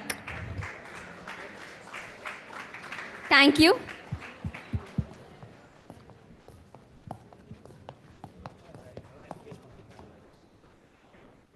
Okay, so this time we have something very special. We have picked up two people who were continuously engaging throughout the session with us and keeping the platform very alive, this community alive. First is, we would like to call upon Miss Sharmila onto the stage. From the starting, she was very eager, coming forward and speaking up and want to deliver her thoughts to the people in order so that we can have a better interaction. Thank you for being such active member in this today's session. And it's presented by Mr. Arvind Kumar.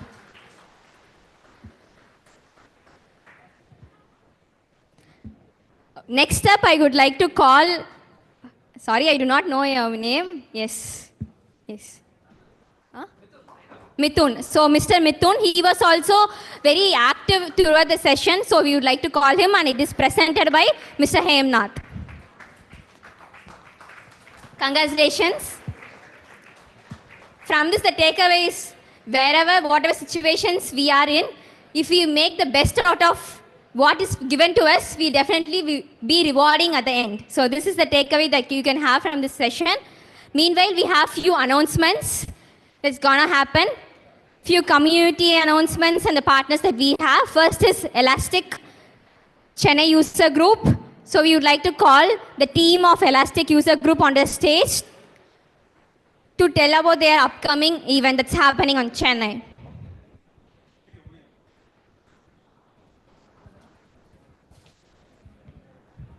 So good evening, guys. So who don't know about Elasticsearch? So that's good.